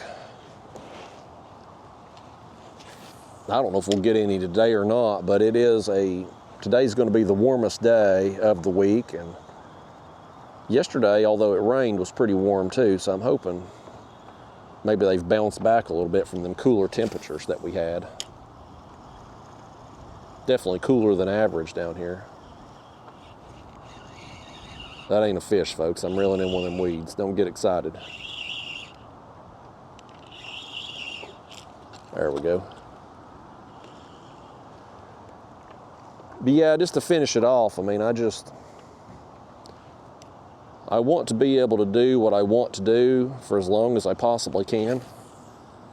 And if that means me working out every day and trying to eat better, I've ate more crap down here on this trip just because I'm eating out every day. But once I get back home and start cooking for myself again, I'm hoping that extends my, I'm not trying to necessarily extend my lifespan per se. I don't want to be old and decrepit, but I want to be as healthy as I can for as long as I can, and be able to do what I want to do for as long as I can. And I was getting to a point, I guess I was just in such bad shape that, I mean, wake up and be hurting. Not hurting, but just sore, stiff, bones snap, crackling, and popping and stuff. I don't have that anymore. Now that I'm back to being in good physical condition, I wake up, I feel good. I'm not stiff, I'm not sore. My knees and ankles ain't popping all the way to the bathroom anymore in the mornings. Like I feel good. So the body's ability to heal itself and maintain itself, if you just give it what it needs, proper nutrition, hydration, rest, move it, exercise it, it's amazing what it can do for as long as possible. I don't care how good a computer you have, how well built a car engine you have, you can't run it for 90 years, no matter how good you're going to take care of it. The human body, man, there's a lot of humans that make it 90 years and treat the body like crap, the human body's amazing. When I get home, though, I'm going to definitely enjoy me a good steak. Me and my girlfriend went to a place in Isla Mirada called Twisted Shrimp. And it's the best restaurant I have found down in the Keys thus far. Most of the places we've been to have been pretty bad overall. The restaurant itself will be like a nice location. You'll have an amazing view. Maybe it'll have a theme to the restaurant and be a nice venue, but the actual food, what I go to a restaurant for, has been bad at most places. But the best place we've eaten at is a place called Twisted Shrimp, and we went back there yesterday and had a nice meal. I actually got some money back on that restaurant too, because of they're on that Upside app. I talked about that app before, but y'all need to, I ain't trying to sell you nothing here, but seriously, get on that app and save you some money. Like, there's not only gas stations on there, but restaurants too. And Twisted Shrimp was on there. It was like 6% back from our meal ticket. So I got $3 and something back. I got a bunch of money on that thing right now, matter of fact. I need to withdraw it out. But it's free money. You go to these gas stations, oftentimes in the hood, or random restaurants. While this wind blows, I'm gonna sell y'all here on something, by God. They don't pay me nothing for this. I'm gonna bust this out here a second. Actually, I think I do get paid potentially. Yeah, so like right here, you see, I got $87 in there just by going to gas stations and restaurants and stuff. Like, it'll pull up gas stations nearby, like this racetrack 1.5 miles away. There's a message popping up. I'll have to block out somebody's number. Bad timing on that, whoever messaged me. Well, why people won't leave me the hell alone when I'm trying to do something. But anyway, you save 11 cents a gallon. And you just submit a receipt, or sometimes it'll be linked to your cart, and then you get all this money back. But I think I do. Use that code right there, y'all, if you get that app. That does make me some money, actually. Justin 43739. Y'all remember that when you look up that app, because I mean, it's free money. The app don't cost anything, and again, I ain't trying to sell you nothing. There's nothing to sell you. The damn thing's free. I apparently do get money for refer. I don't know how they make money. I guess the gas stations and restaurants pay them a fee for being on their site or something. But every time I need gas, there's 2 gas stations back home, and that's where most of my money's come from. On there, that $87, most of that has come from 2 gas stations. I just pull in there, and sometimes it might be 3 cents a gallon, sometimes it might be 5 cents, 10 cents, whatever. But hell, it's money back just for going to that gas station. And it's got the restaurants tab on there too, so like, well, we were going out to eat last night, I turned it on there, and sure enough, Twisted Shrimp, it was on there last time, and still on there this time, so $3 and change that it got back for a place we were going to go eat at anyway. So I don't know how that app, the people that own it, I don't know how they're making their money really. I'm not 100% sure how their business model works, but by gosh, they're getting it, because and you can cash that money out apparently like PayPal, or they'll send you gift cards, Amazon gift cards, whatever. I have had one issue with it where I took a picture of the receipt. Boy, there's a bunch of weeds right here, folks. Let's get through these weeds. I'd like to work this dock here, but it's got all these weeds in front of it. I don't think they're growing. I think they're just floating. Let me throw right here for a second, folks, on this dock. Let me throw the gulp over here a second. Okay, there it is. While the wind ain't gusting. Let me just make a couple casts right here under this dock, see if we can get something. The wind ain't our friend on this canal. Hoping we'll get out of it once we come back out of this canal and go on the other side. We got a fish on too. I've hit my drag or something there. We've been through a little drought, man. We've been through a little drought. And we got us another big bluegill. Another big blue. Oh my gosh, look at this thing, folks. Oh, buddy, look at this thing. Nice, man.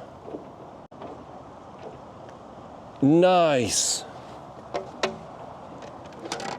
Oh, oh, oh. Yep. You sit there on that board. That is a shade over 9 inches. He will graze 9 1/4 right there. But look how tall he is. Oh my God. Well, you ain't gonna look at him no more. He's gone. He'd had enough of it, he said. All right, well, we found some more here. Let's see if we can do that again. But yeah, I've had one issue with that app. You claim the offer, then you get your gas, or eat at the restaurant, whatever, and then you'll either submit the receipt, or it'll ask if you've used whatever card you've paid with before on there. You don't pay through the app, you pay at the gas station or restaurant, but I guess after you submit a receipt one time, it gets the last 4 digits of your card. And so it knows that that's your card number, and it'll know whatever. But anyway, one time I had claimed an offer and I submitted my receipt and it denied it. It said it was outside of the time period. And I'm like, I literally claimed it and then pumped my gas. But it wouldn't do it, it denied it. But that's been the only one that's been denied on there. So it's free money, you know, that's it. It's free money. I don't have to do anything for it other than maybe snap a picture of my receipt. And apparently, if y'all use that code, I apparently get a $10 or something. When I first learned about that app, they had something going on with influencers, and I did it on video. Mentioned it there, I think it was 2 or 3 years ago. And I had plugged them, and I didn't get much. I think I got like $200 out of it or something. It wasn't much. But still,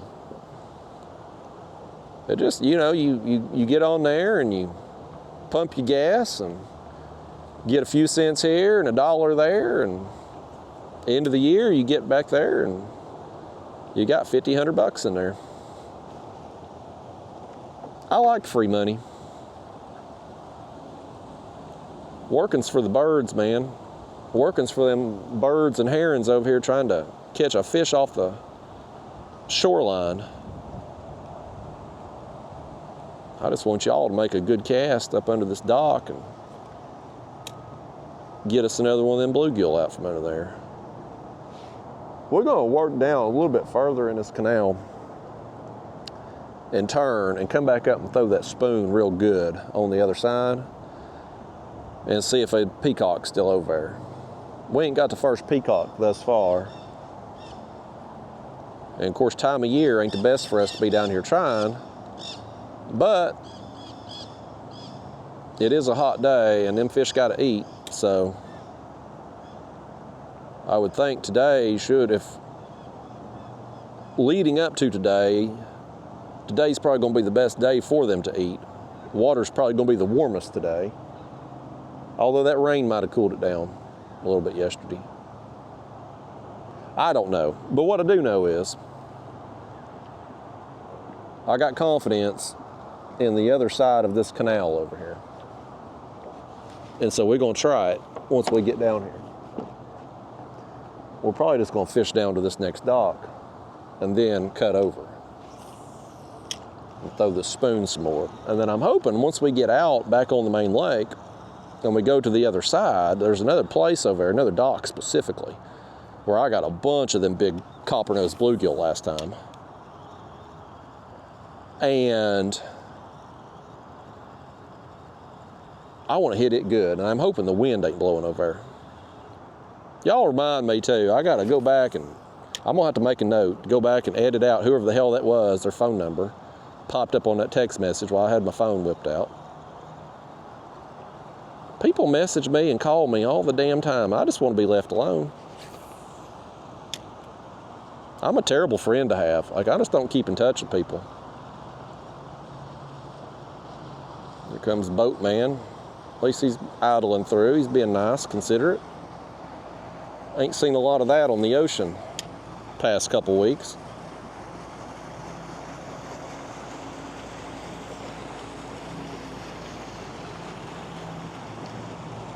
That guy's poor dog looked about as old as I am. There's something about an old dog that gets me every time. Who couldn't like an old geriatric dog?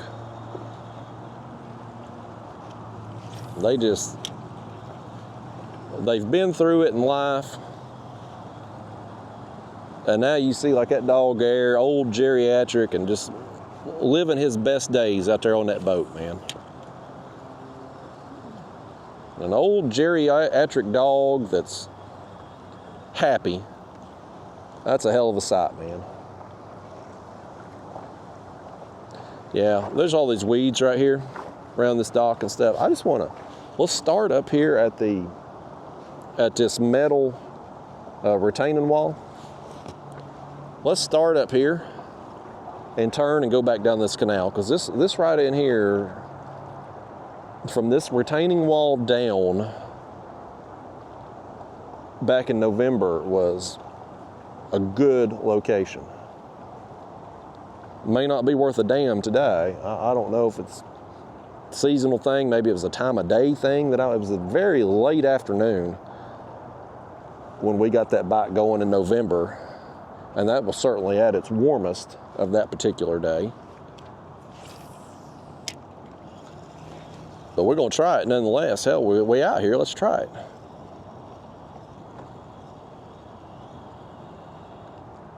Let's see what we can make happen here. We'll either catch fish or we won't.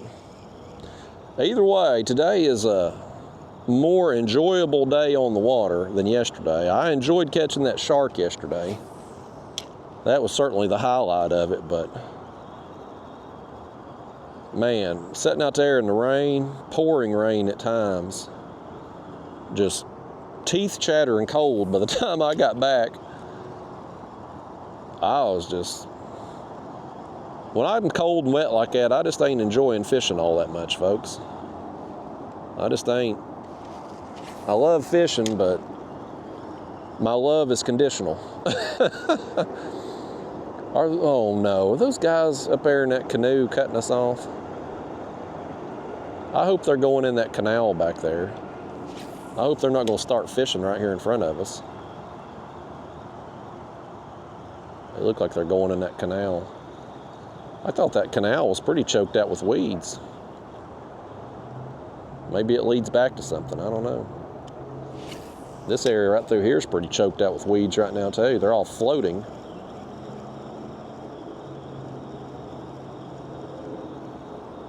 One thing about this Hobie pedal drive that's good compared to the propeller style is when you got weeds like this, you can just go right through them. Whereas the prop will eat those things up. You have to clear your prop out. I wish we could throw right up against that retaining wall, but let's move it out front a little bit. We ain't done no good on the spoon, have we? Look at that dog. The dog scared the far out of me. I think that's the same dog that was here before. I had a dog bark at me on this retaining wall back in November. He must live there. I thought that was probably like a vacation house. Well, we got that one striper or whatever on the spoon. Otherwise, though, it's been an uneventful day on the spoon thus far. It ain't uneventful for that dog, though.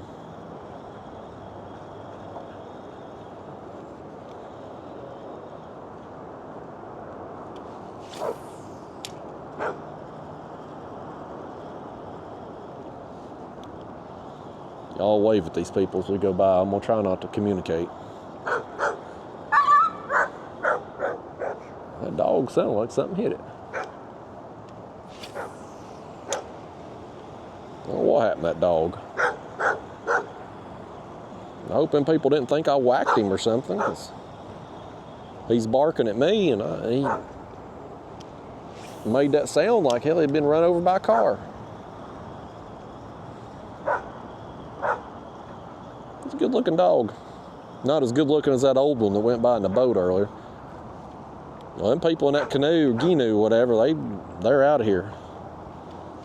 He come back here, made 2 casts in that canal. He said, enough of this.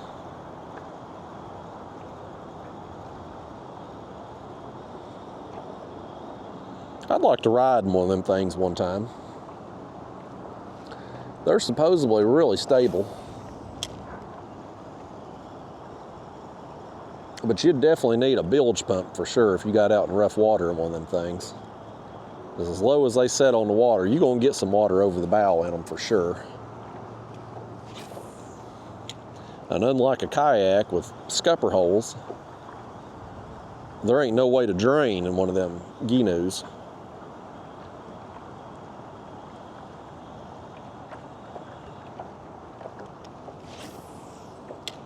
They seem to be pretty, I think they're made here in Florida actually. They seem to be pretty popular down here. I've rarely seen any back home, but I've seen several,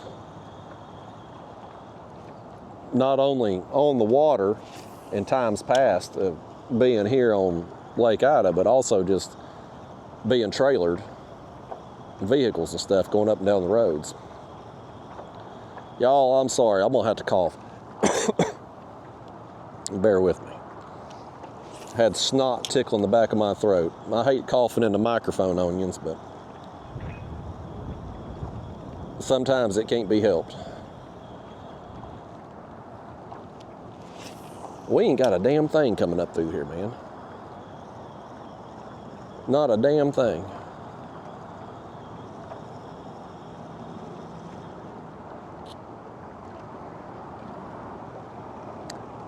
I really, like I said, I wanted, and I do want, and at some point we will, not on this trip, obviously, since we're on the last day, but at some point, I'm going to get those canals down there in the Homestead and Key Largo area. One of these times in the future, I come back to Florida, instead of going all the way down to the Keys or staying up here, kind of farther on up in South Florida, I'm going to stay down there in Homestead, Florida City area. It's a rough area. But they got a couple nice hotels, looks like, right there as you come out of Key Largo. I'm going to stay there and really put some time in to the Everglades. I want to hit those canals that I mentioned there, just kind of on the off the road there, just park on the side of the road and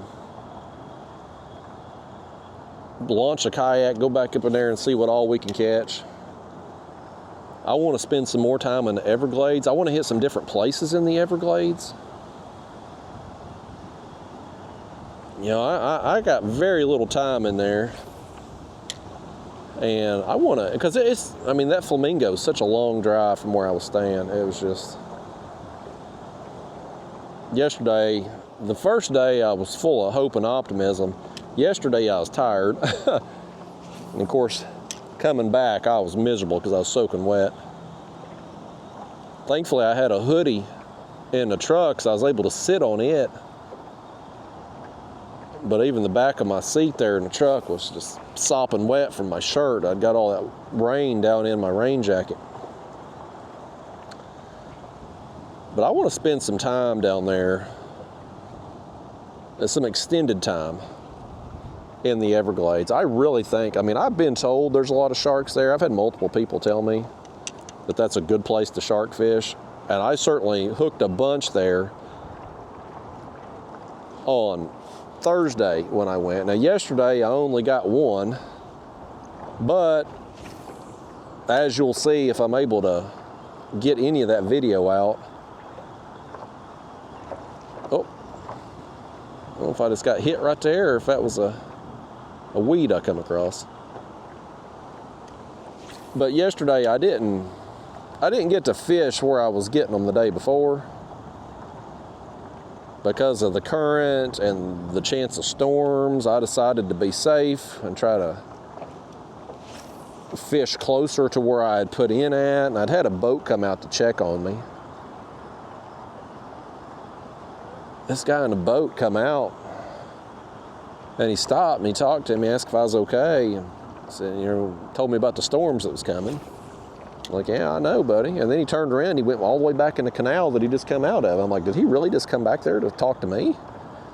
And then I noticed there was like what looked like a little camera up on the pole at the end of that particular canal, the marker pole or whatever them things are called out there, big poles that kind of guide you, tell you which direction to go through that canal. I'm like, hell, I bet that guy saw me on camera back there at that marina and come out to check on me, which was nice, but always a little creepy when you got eye in the sky, big brother watching you. Even though y'all are watching me all damn time on this YouTube crap. It's still weird when it's a different camera, not my own, watching me. But I'd like to spend some more time in there, explore. I definitely want to bring my power pole next time, which will add weight. I gotta get my sunglasses on, y'all. That sun's popped out. It's gonna blind me, worse than I'm already blind. But I want to bring my power pole, and that's going to help us anchor safely and hopefully keep me from having to fight that current as much, because there were so many sharks in that little bay. I think that if we just got out there, power pole down, put some baits out under balloon, I think we'd get gobbled up, man. And then when we hook a shark, I could just hit the button, raise that power pole, and would be off to the races. We wouldn't have to fool with the anchor rope. We wouldn't have to worry about it getting wrapped up around anything, because it would just, the pole would raise itself up. I just hit a button, raise it up. We certainly will be risking the power pole by fishing in the salt. I'll have to read the proper way to clean that thing. It is rated for salt water. I know people use them in salt water, but we'll have to figure out the best way to properly clean that thing after the trip. I imagine you probably just run it while you're spraying it, run some water down it or something, probably keep it from getting corroded. But I think that will be a good tool to have for us out there. But I want to hit some other areas too, because there's a lot of places. Once you enter the Everglades National Park, you go in, first off, before you get to it, there's all kinds of little canals and stuff that I feel like we could ultralight fish in or catch some peacocks in. But then you enter the park and you go through this gate and pay the fee, which is $35 for a week or $70 for the year. Pretty pricey. But you go through, and there are numerous places inside the park. Like it's a nice paved 2-lane road all the way back, and from the gate entrance to the place I went was 40 miles. But all up and down through there, you'll drive several miles, and then there'll be a little pull-off, and there'll be a little canal or a pond or something like that you can access via kayak, or there'll be hiking trails and stuff. And then also along the way, along that 40-mile stretch there that's straight back at the end of the road to Flamingo, there'll be other side roads you can turn down, and it'll say like 15 miles to whatever else the name of that particular area of the Everglades is, or 26 miles to the next one, or whatever. So, I mean, there's all kinds of places to go and explore back there. And it's just so big. I mean, you're just not gonna, you could spend a long time out there. and not explore all of it. Like it's such a big park. And I don't know why I didn't really, in my mind, like I've driven through the Everglades, not the national park, but like that part of Florida, coming back home from Florida. And of course, I'll pull off sometimes and look around at the canals and whatnot, but it's different. Once you get in the national park itself, like it's just different, man. It's just different. It's so huge and wide open. I was blown away by it, really. I thought it's a really cool place. I'd definitely like to spend some more time there. So I think in one of these future trips to Florida, I'm probably going to try to get a place there at Homestead or Florida City, somewhere closer to the Everglades and Key Largo, and really do my shark fishing in there and try to do some more lighter tackle stuff for the peacocks. And they might have the huge bluegill in there too. I don't know. And there ain't no telling what all you're going to pull out of there. Probably pull out more in there than what we're pulling out here along this damn canal wall. We ain't got a damn thing coming down through here. This place was on fire that one afternoon in November, but if they're here today, they just turned off, I reckon, because they ain't having a spoon. But yeah, I definitely want to do that. Now, I am going to purchase, I talked about this, I think, in one of the videos this past week, but me and my girlfriend love that resort that we stay. I use the term resort loosely. It's called Topsider Resort, but I wouldn't say it's much of a resort. But it is a very beautiful place. 2-bedroom, 2-bath units, full kitchen, laundry, water hose, got its own beach, got its own boat ramp, got its own dock. It's a nice area. We love it. I've been down there 3 years now. And actually this is the 4th time, since I went twice so far technically we've crossed into the new year, 2025 here, but you know what I mean. I was just there in November and I'd been there the 2 years prior to that. So 4th time down there, love it.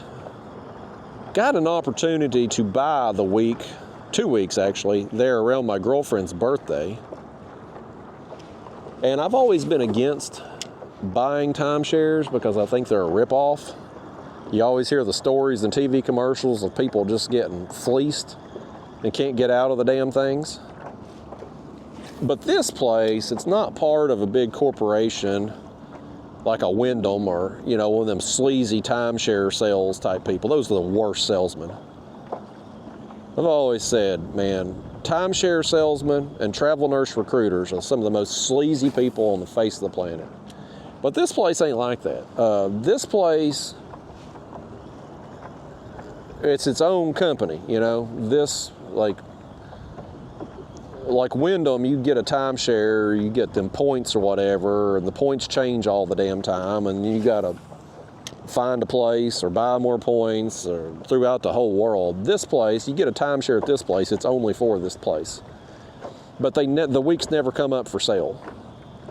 Like they're all owned and by mostly people, and when you talk to the other people there, when you're there, they've been coming there, a lot of them for 20, 30 years. And it's just a different vibe at that place, and they never hardly come up for sale. And it just so happens the woman who I rented my girlfriend's birthday week the last 2 years, she put her weeks up for sale, and she has 2 weeks right there around Thanksgiving. And so I jumped all over that, and I think I'm gonna, as long as there ain't no hitch in the giddy up here, I think we're going to end up buying that if everything more. It's not, we've agreed, but the I's dotted, T's crossed part hasn't taken place yet. But I don't think it'll be a problem because, man, you're in that Facebook group. Anybody posts a week up for rent, it gets snatched up. This woman, when she made the post about selling, numerous people was trying to get it. So if we get tired of coming down here, I don't think I'll have any problem selling it. What I'll probably end up doing is using 1 week and renting the other, and hopefully the money we get from renting 1 week will cover both weeks' expenses, what I'm hoping. But it may be a dumb purchase. I've made dumb purchases in the past, but we do love it there. We really love it. It's an amazing place. It's a beautiful property. It's in a great location in Isla Mirada. There's several places that I like fishing right there within just a few minutes drive of the resort, quote unquote. And 3 years ago, it was now, the first time I was there, while I was staying with Elias, I hooked that hammerhead just 100 yards behind the place, which was pretty awesome. One of my best catches of all time. So I love the place, man. And to be able to ensure that we can have that week, her birthday week every year, I think it's worth it. Even though it will lock me into a damn timeshare, you know. It's the commitment. That's what I hate the most, commitment. I'm not good with commitments. Well, with the exception of making commitments to myself. I'm pretty good with commitments to myself. Oh man, there's people out here, folks. I wanted to work this old boathouse over here. That's where I got those big copper nose last time. There's people out here. What are they doing? They're messing around with their chairs and stuff. We're still going to fish it. It may just not be the best commentary with people around. I don't know what they're doing out there. Let's throw this spoon. We get over here, we're going to try to work the gulp in the wind. The wind's hitting this more than what I was hoping it would be. But we're still going to work around through there with the gulp if we can and just see if there's some bluegill hanging. Because I got several nice copper nose over there in front of that thing last time.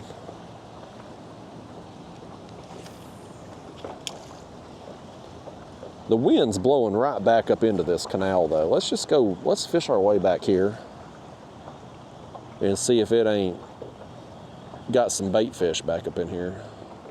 It's maybe got some peacocks possibly back up in here. People often say the wind blows the bait fish. Oh, something nailed us. Something nailed us. Let me back it up. We got hit right then. Back off. Oh, look at that, folks. That's a big bass. That's a big largemouth. He just took a flying leap, didn't he? Oh, buddy, that was a nice jump.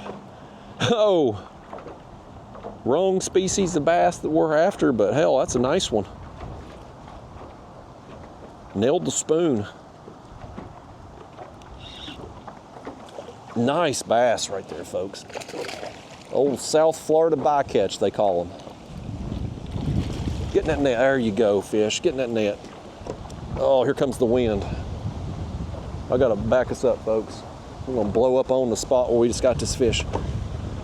Y'all, look at that, man. Let me turn into the wind real fast here, folks. It's gusting right now. It's really cranking up, moving us. Look at that bass. Nice. Let's throw him on the board. I bet you he's 18, 20 inches probably. I had the big eye, I guess. He's about 17 and a quarter there. Nice though. That's a dang good bass right there, folks. Nice. All right, let's let him go. We'll get you out of here, large jaw. Hey, it's a largemouth bass, but I'll fist pump it, man. Y'all got, look here, y'all got watermarks on the lens. Won't you holler at me when that happens? Let me know. How the hell am I gonna know otherwise? Oh, now you got you. Now you got your spoon hung in the net.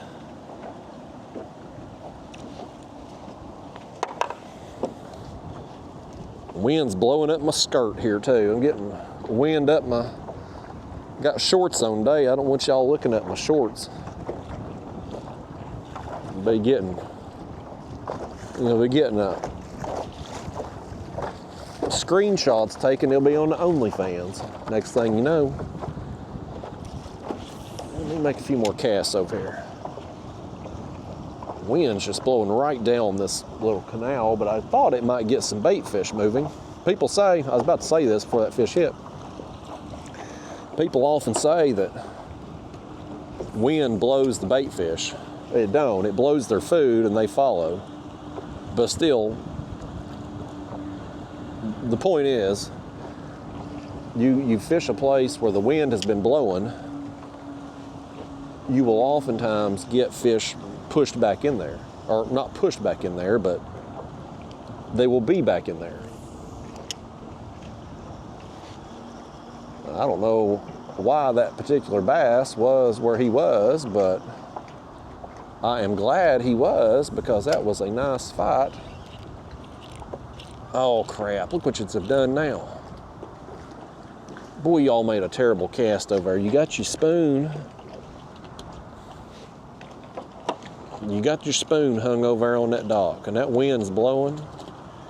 You know damn well we can't easily get over here right now with this wind blowing like this, and you can still cast. I told you not to cast over there. I told you not to. You've done it anyway. I swear y'all never listen to me. If you listen to me, you'd never be hung up a day in your life. There, I got it back for you. You're welcome. Just put it in my finger too.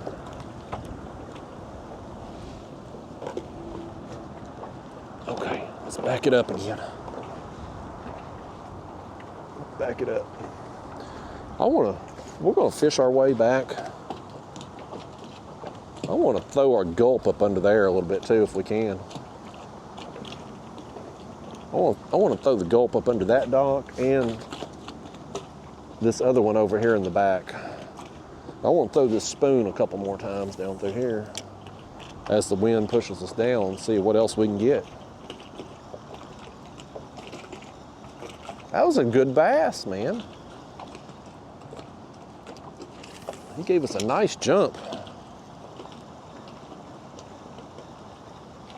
There's some more lily pads back here. I thought we was getting hit right there, but it was a weed. There's some more lily pads, and there's a tunnel that comes in back here, like a drainage tunnel. I'm curious if there's anything around that. I don't know how deep it is.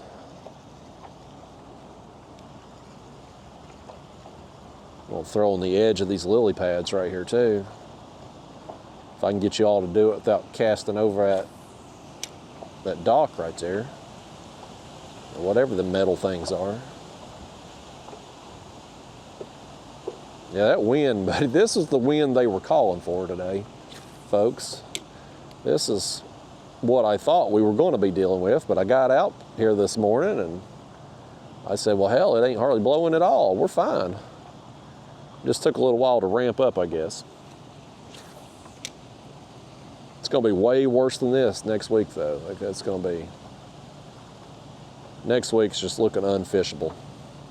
Whether I'm down here and the wind is cranking or I'm at home and it's just freezing cold. Either way, I ain't fishing next week.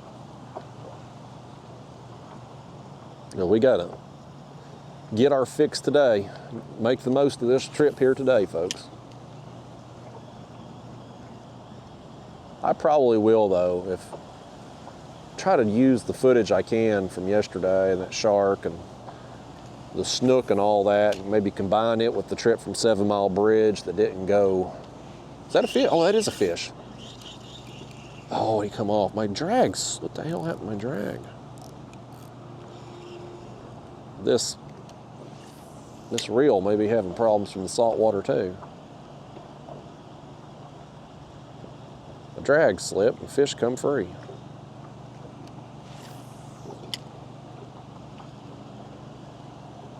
Yeah, we're gonna throw the gulp back here on this dock for sure though. But yeah, I may combine yesterday's footage with the 7 Mile trip or 7 Mile Bridge day, throw in some other sharks that I caught, make it a compilation type thing. I don't like compilation videos, but we may have to do that just to make a reasonable video with all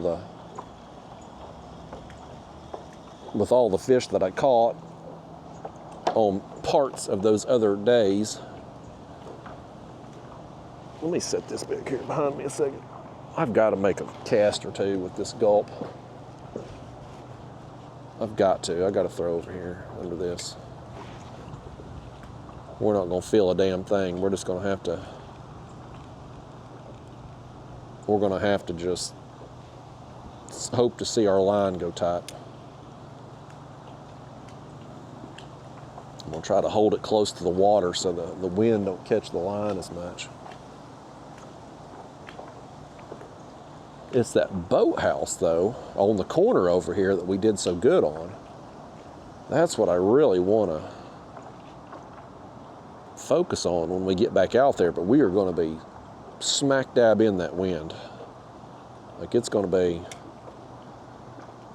really hard to feel anything, but I've got to do it. That was one of those places coming out here, like I've got to hit that today. Some of these places, you know, you just do so good, you've got confidence in them, you got to get out there and try it. Doesn't seem to be much happening on this dock. I don't even know how shallow we're throwing into here. With the wind blowing like it is, I'm not going to be able to see my jig hit bottom or the line go slack or whatever, you know, when it hits because of the wind. But regardless of how deep it is, there don't seem to really be much here. Let me push off this one. I'm gonna throw it right over there on the edge of them lily pads too and see what happens. Right back here with this drainage pipe, I'm just got this drainage pipe back here. You've got wind blowing in this little canal. It just seems like a place that there should be some fish right now. Throw back here by this drainage canal, drainage ditch, drainage pipe. I'll get it out directly. Drainage something, you know what the hell I'm saying.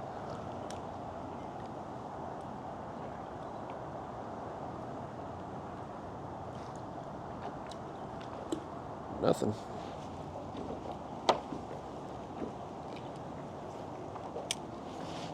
Just throw right over there again. Despite the wind right now, it's actually a really nice day out here. It's warm, not too hot, humid, but not miserably humid. I'm not pouring sweat out here or anything. It's a good day, man. This is a much better experience to end the Florida trip on than yesterday's session. The pouring rain with my teeth about chattering because I was so cold. And it wasn't cold yesterday, it was like 70 degrees.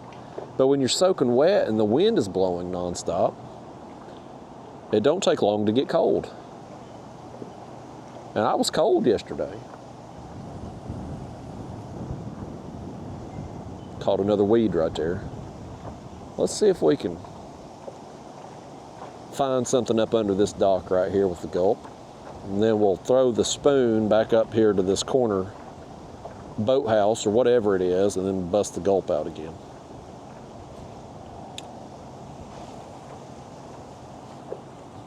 I have to believe there's something under one of these docks.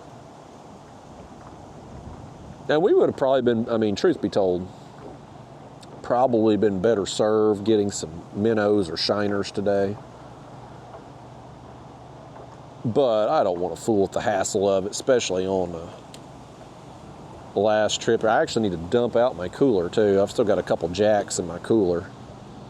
Don't let me forget to do that when I get back to the car today.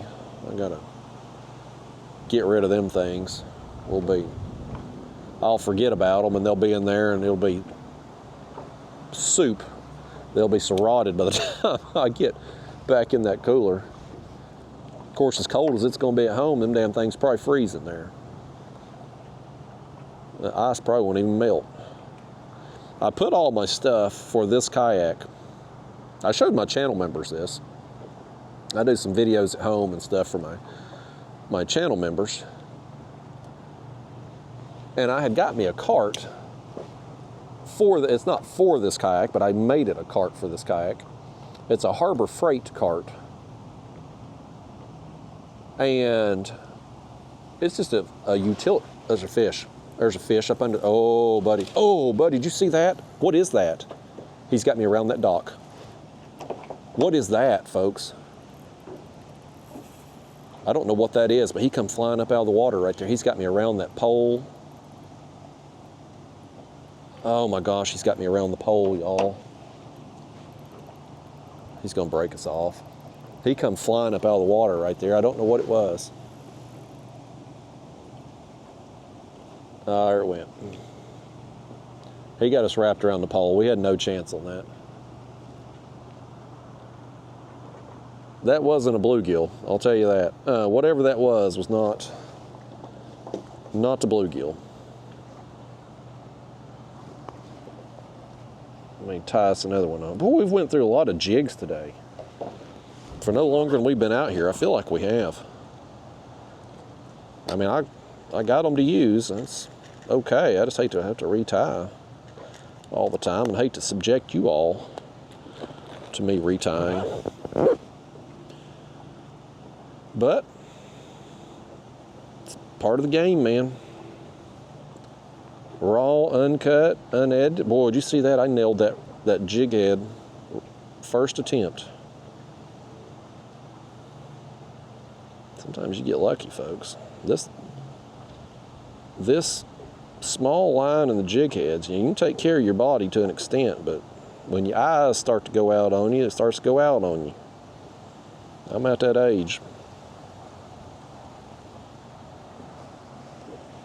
Okay, let's trim our tag in, and I'm gonna throw back up under that dock. We may not get another bite up under there, but I've got to try it, because who knows what that fish was.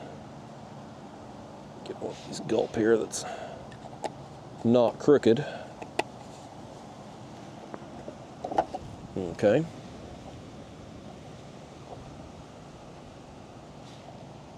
There we go. Wonder what that thing was. He was running though. Come up out of the water.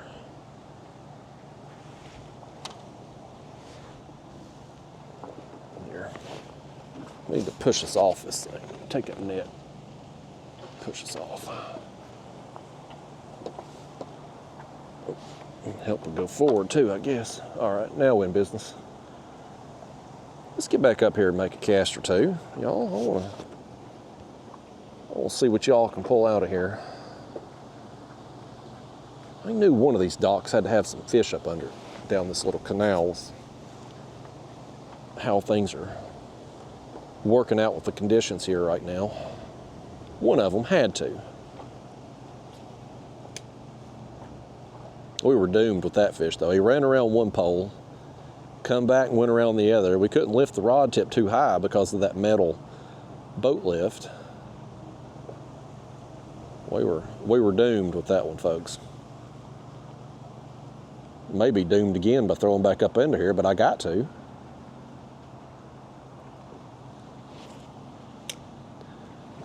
I'm willing to waste another dime on another jig head. I actually don't know how much they work out to. I ain't bought any in a long time. I buy them in bulk. I'll buy them things. I bought 2,000 of them last time, 2,500 of them, I think. You buy them in bulk, and it really brings the individual cost down to, it's like a few cents. Got some weeds that time. Whatever we hooked before wasn't weeds. It was booking it and cooking it. Let's see if I can throw up to this side.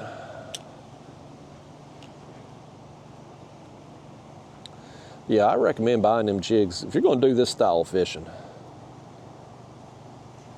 you're going to be hung, because you're going to be throwing in brush, docks, all this crap. I mean, you're going to lose some jigs. Plus, there's going to be times too where you catch bigger fish. Something's going to break you off. So buy them in bulk. You'll spend more up front, you know, a bigger fee obviously, because you're buying a couple thousand of them, but the individual per jig cost comes way down to a few cents, even after calculating shipping and all that. And most of the time you find somebody on eBay, that's where I recommend getting them. Type in a shad dart head, 1/64 ounce shad dart, and then most of the time they'll have somebody on there, and you'll have different hook sizes that you can do. But you get on there, and the more you buy, the cheaper the price. Most of them will have free shipping, and it works out pretty cheap. Don't ask me which eBay seller, because again, it's been a while and I don't remember. I don't have any loyalties to them. It's just whoever's cheapest at the time I need them. That's who I'm gonna buy from. You can also buy the trout magnet brand heads, although those are going to be significantly more expensive. But they are more convenient. You can get them at Walmart or Bass Pro, or a lot of local tackle shops will have trout magnet stuff, certainly. And they're good quality jig heads, but they're name brand. You know, it's the same damn thing as you're getting off an eBay seller. It's just you're paying for the name, trout magnet. I can't believe we're going to hook one daggone fish up under this dock, y'all. I just can't believe it. I can't fish it as effectively as what I'd like to, because one, I can't cast worth a damn, and two, the wind being like it is, I need to kind of keep us pointed forward here. I wish I knew. This is one of them places where I'd like to know the depth. Like, are we fishing 2 feet of water right now, or are we fishing 7 or 8 feet of water right now? The water's so dirty I can't see the bottom, so there's no way of knowing. That was a good cast though. That was up under the dock there a good ways. Like, if we're going to get something, it's going to be on this cast.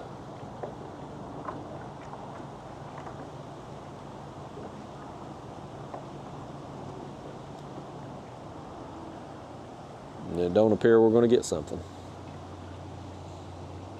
All right. Well, let's throw a couple by this tree, and we're going to bust out the spoon again until we get up here to this boathouse. I'm excited about this boathouse, but it is going to be hard to fish. I really wanted to get a bunch of them bluegill today, man. We got out here, I was just percolating. And the ones we've caught have been fun. I mean, you get a 9-inch bluegill, folks, on ultralight tackle. Like, it's a fun fight. Where them waves come from? There must have been a boat go by. Okay, let's hit the spoon a minute.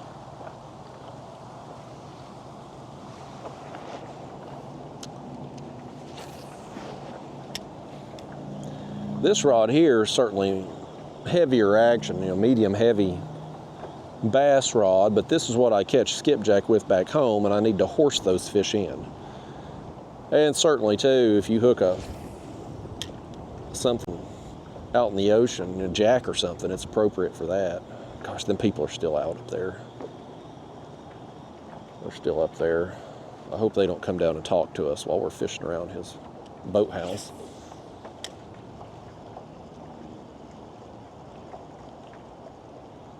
I don't want to conversate today, y'all, just with you. I don't want to conversate with actual humans. Not that you're not human, but you know what I mean. Like I'm conversating with you through the interweb, not face to face in person.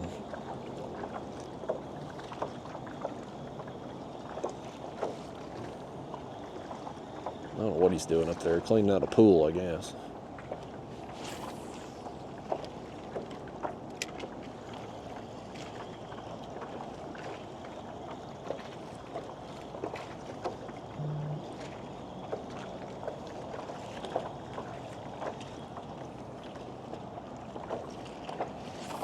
Make one cast with the spoon, and then we're going to start working that gulp again. I want to work this thing all the way around.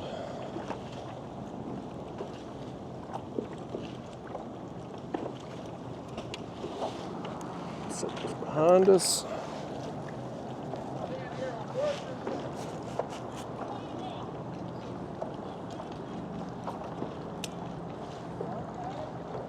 She's told him she's leaving, but he can't hear her. Good, he won't be able to hear us either. Maybe he won't know we're down here.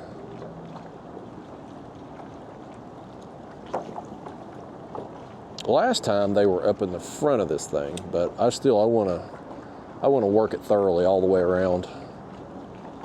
They could be anywhere on it at any time, you know. Just so happens that particular day we were here, they were up front of it. Are you kidding me right now? Y'all, you just got hung again back there. What are you hung on this time? Every time I let y'all cast this rod, you find something to get hung on. Are you kidding me? You's wrapped around that damn pole back there somewhere. Well, we ain't getting up under there to get it. Hell, there might be a snake up under there or something. Now look what yous have done. Look what yous have done now. Good golly at that line.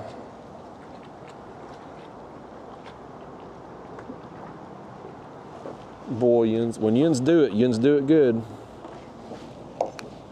Here's what I'm gonna do with this mess. Come on. There. No, it's wrapped around the rod here too. We're gonna have to cut that thing multiple times. Meanwhile, here goes the wind. Do something with this line here, y'all. I didn't bring my crate today to stick it in. Let me stick it in my pocket here. I don't want to just throw it in the water. I don't have my crate with me. I left it in the truck because it's just one more thing to carry out here, and we weren't going to need it for this style of fishing because all I'm bringing is a damn rod and my gulper in the cup holder here of the kayak. That was a fairly new addition I made after the trip last time. I got one of them. Well, now we got to thread our line back through the guides here, folks. Y'all really messed this up. Why do y'all do this to me? I don't know what I ever done to y'all to deserve this kind of treatment. Bear with me a second here while I fix your rod back. Got to focus on what I'm doing. There we go.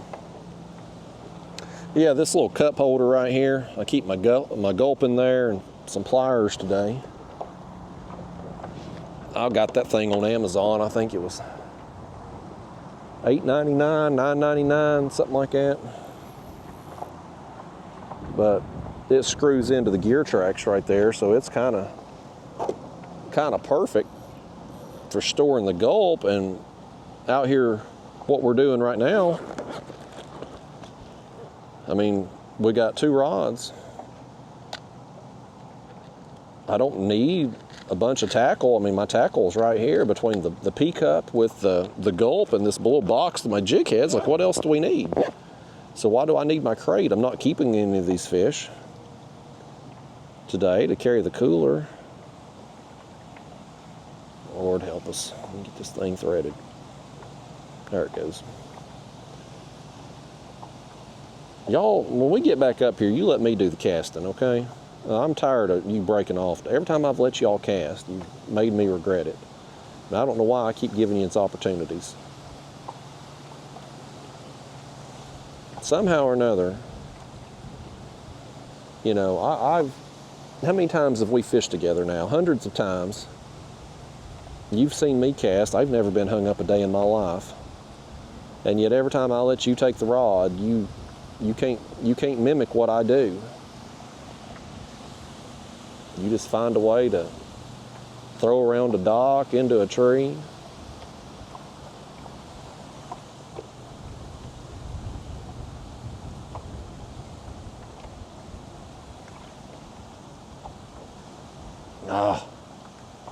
Trying to cut this tag in off before we get blown up over here. We've blown all the way back in this canal.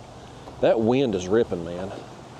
The wind is not appropriate for ultralight fishing right now, but you and I are out here, and this will probably be the last time we come here until maybe next November. Who knows if I even come here then. You know, I don't know when I'll get to come back here. So we got to make the most of it. Most days, I just wouldn't, if I was home and the wind was forecasted to be this, I wouldn't go ultralight fishing, you know? It just wouldn't be you got to pick your battles. And super windy days back home, I don't try to go ultralight fishing because I know I'm going to fight the wind more than I fight the fish. But in this situation, I'm willing to fight it a little bit because the payoff, if we get a big bluegill or a big peacock bass, is the payoff is worth the hassle. And this is it for us, man. This trip's over after this. Might be that one other video, maybe, if I end up salvaging the footage from them other two trips. But otherwise, that's it. So we got to make the most of it. Let's get back up here and let's see if y'all can cast where you need to cast this next time.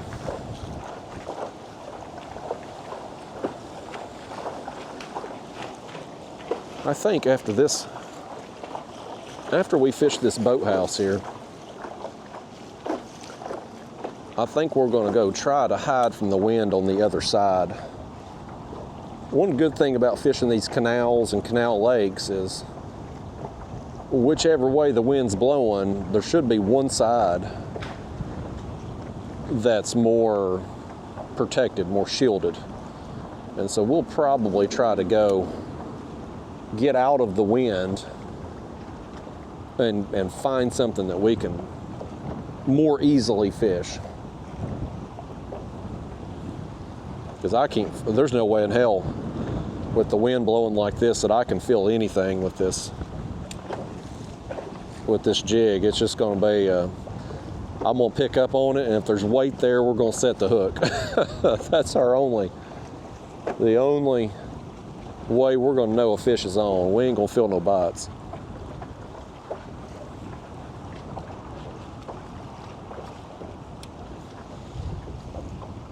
I'm going to try to use the wind right there to push that jig up. As it blows the line toward that boathouse, it can push the jig up under there for us. The wind's going to be a pest. We're going to use it, by gosh.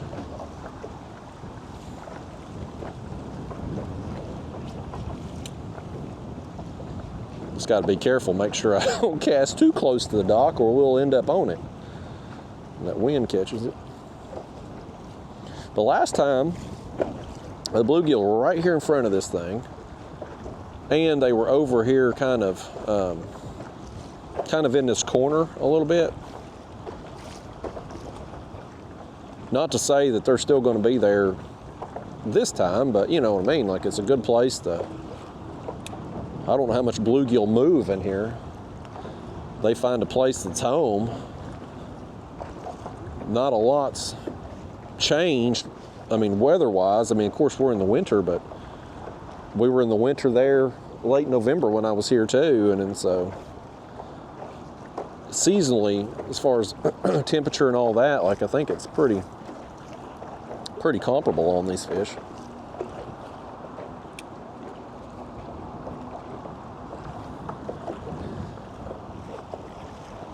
Yeah, we'll probably have to run. I'm curious to see them docks over there, if they're shielded the way this is going. I can't really tell. It seems to be blowing this way.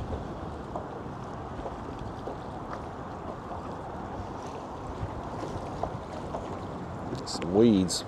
May not be able to catch a fish, but I can catch the hell out of some weeds, folks. Without fail, I can catch the weeds.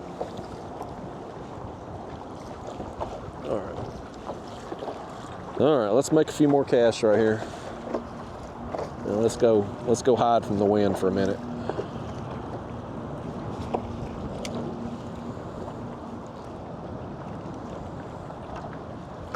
And people up there do have a nice property. Everywhere out here on Lake Ida is nice. Like, I love being down in the Keys just for the laid back feel. Although this time down there, man, the traffic this time down there in the Keys, holy cow. January is apparently tourist season. So, I mean, it was gridlock at times on that 2-lane road. Just so much traffic. Oh, I thought we had a fish, but it was a weed. I mean, it was gridlock traffic at times. Still better than up here on the mainland, but still, it was way more so than when I've been here in the past in December or November and December. But I think if I was going to live down here, this is kind of the area I would want to be. Like, you're a reasonable drive down to the Keys, but you still got some civilization. You got restaurants and stores and stuff up here. You got good fishing up here in the canals and stuff, close to the Everglades. There's a lot of stuff to do down in here. The weather's nice. You'd still have to, I mean, if you were down this far, you'd still have to make a run for it in hurricane season, if a hurricane blew in.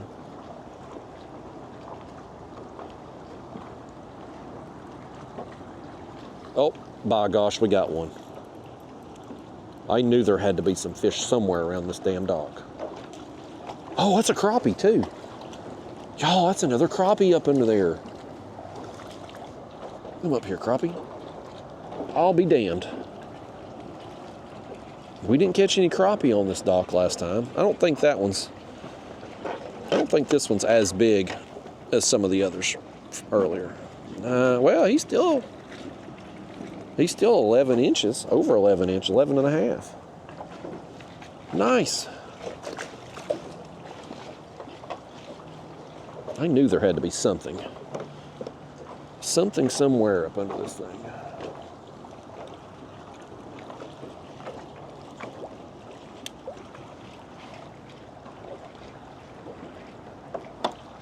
I don't want to have to talk to this guy. We gotta get out of line of sight here.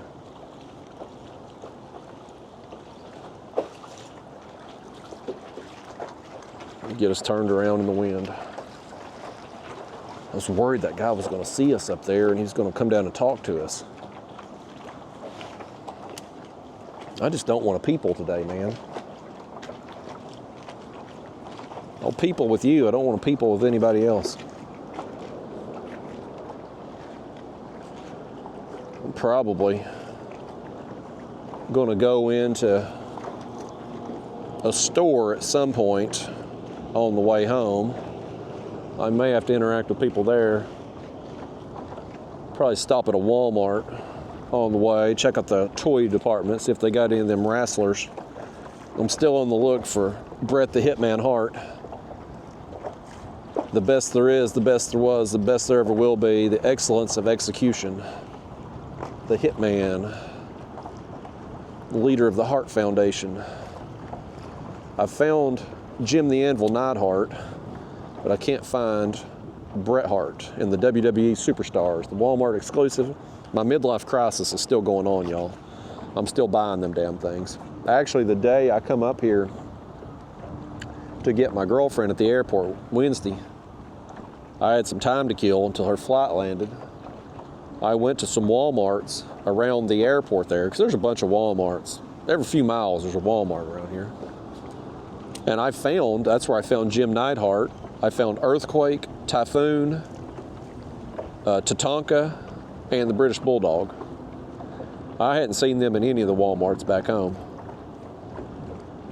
So it's amazing, you go to these different Walmarts, different parts of the country, and they all got different figures. Like I would get the concept. Because these figures, these WWE Superstars figures, this line is Walmart exclusive, right? But not all the Walmarts get the new figures that come out. Like the Bret Hart figure's been out since November. Well, here we are, January, I still ain't found the damn thing. And I could get it, like if you said, most of us have Walmart within a reasonable drive of us, right? There's usually several Walmarts.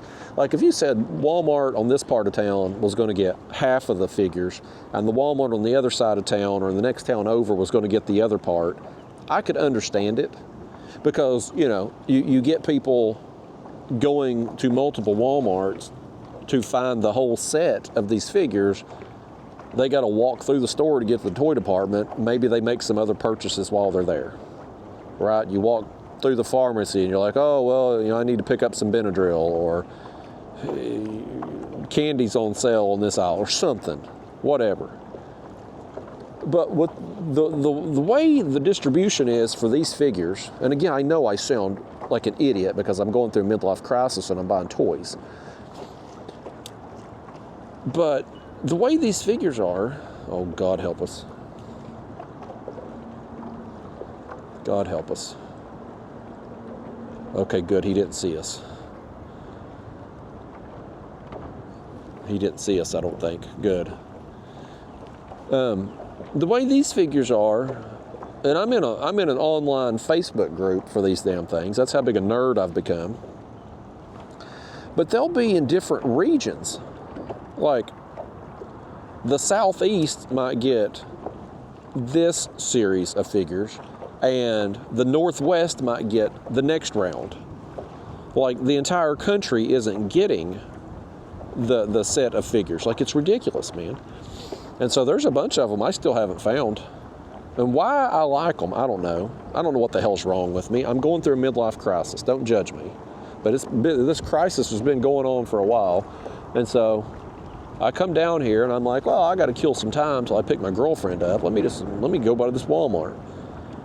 And I found Earthquake and I got Typhoon, and I'm like, okay, well, I still got more time. Let me see if there's another Walmart close by. And there is. And I go in there, and there's Jim the Anvil Neidhart, Tatanka, British Bulldog. I'm like, yes, score. Because I haven't gotten any of those at home. Haven't seen them anywhere. But can't find Bret Hart. Can't find Bret Hart anywhere. And I wasn't a huge Bret Hart fan as a kid. I liked him and all, and he was a good wrestler. He was a terrible promo, though. That's why I can't say, like, he's not on a Mount Rushmore of wrestlers for me, because you got to be able to talk on the microphone and wrestle. Bret Hart was a great wrestler. He was terrible on a microphone. He couldn't cut a promo for nothing. So he's not on a Mount Rushmore for me. But I liked him. And I would like to get his figure in this WWE Superstars lineup, like the He-Man type figure. But I can't find it anywhere. Been out since November. Can't find it anywhere. There's fish. I can't find Bret Hart, but I can find this fish. I hope it's a bluegill. Let me back up here. The wind's gonna push us into the dock. Yes, it is a big bluegill. It is. Yes. Another copper nose. Yes.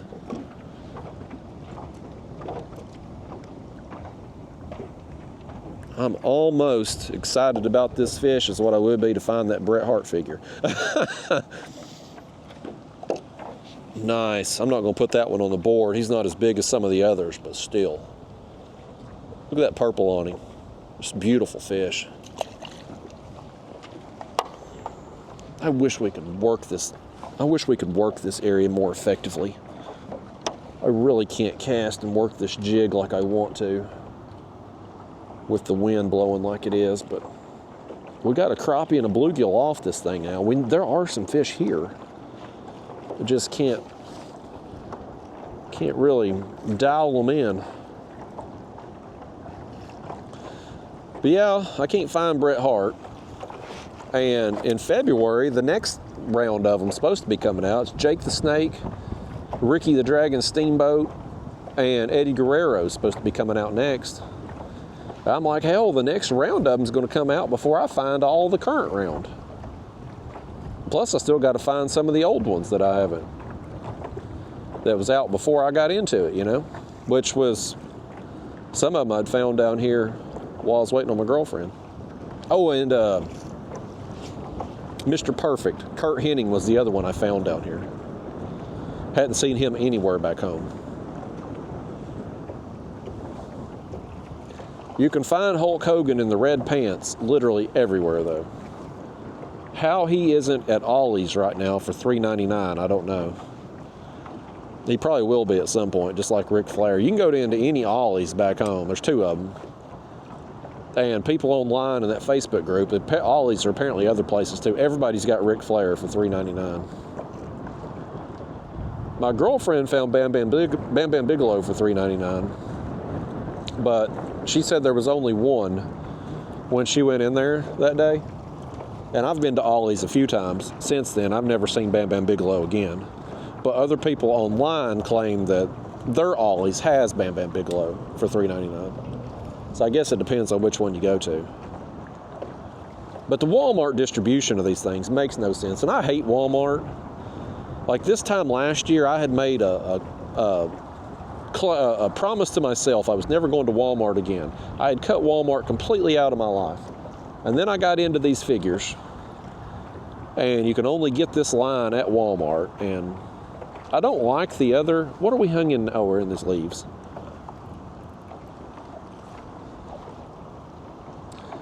Let's get back on the spoon for a little while, y'all. I want to fish this boathouse here, but it's just, the wind is just too much. You see how fast we're moving here as I'm off the pedals. Well, I mean, look how fast the wind's taking us right now. It's just, the wind don't want us fishing it. So let's throw the spoon around this side and work our way back to the part where we'll be out of the wind.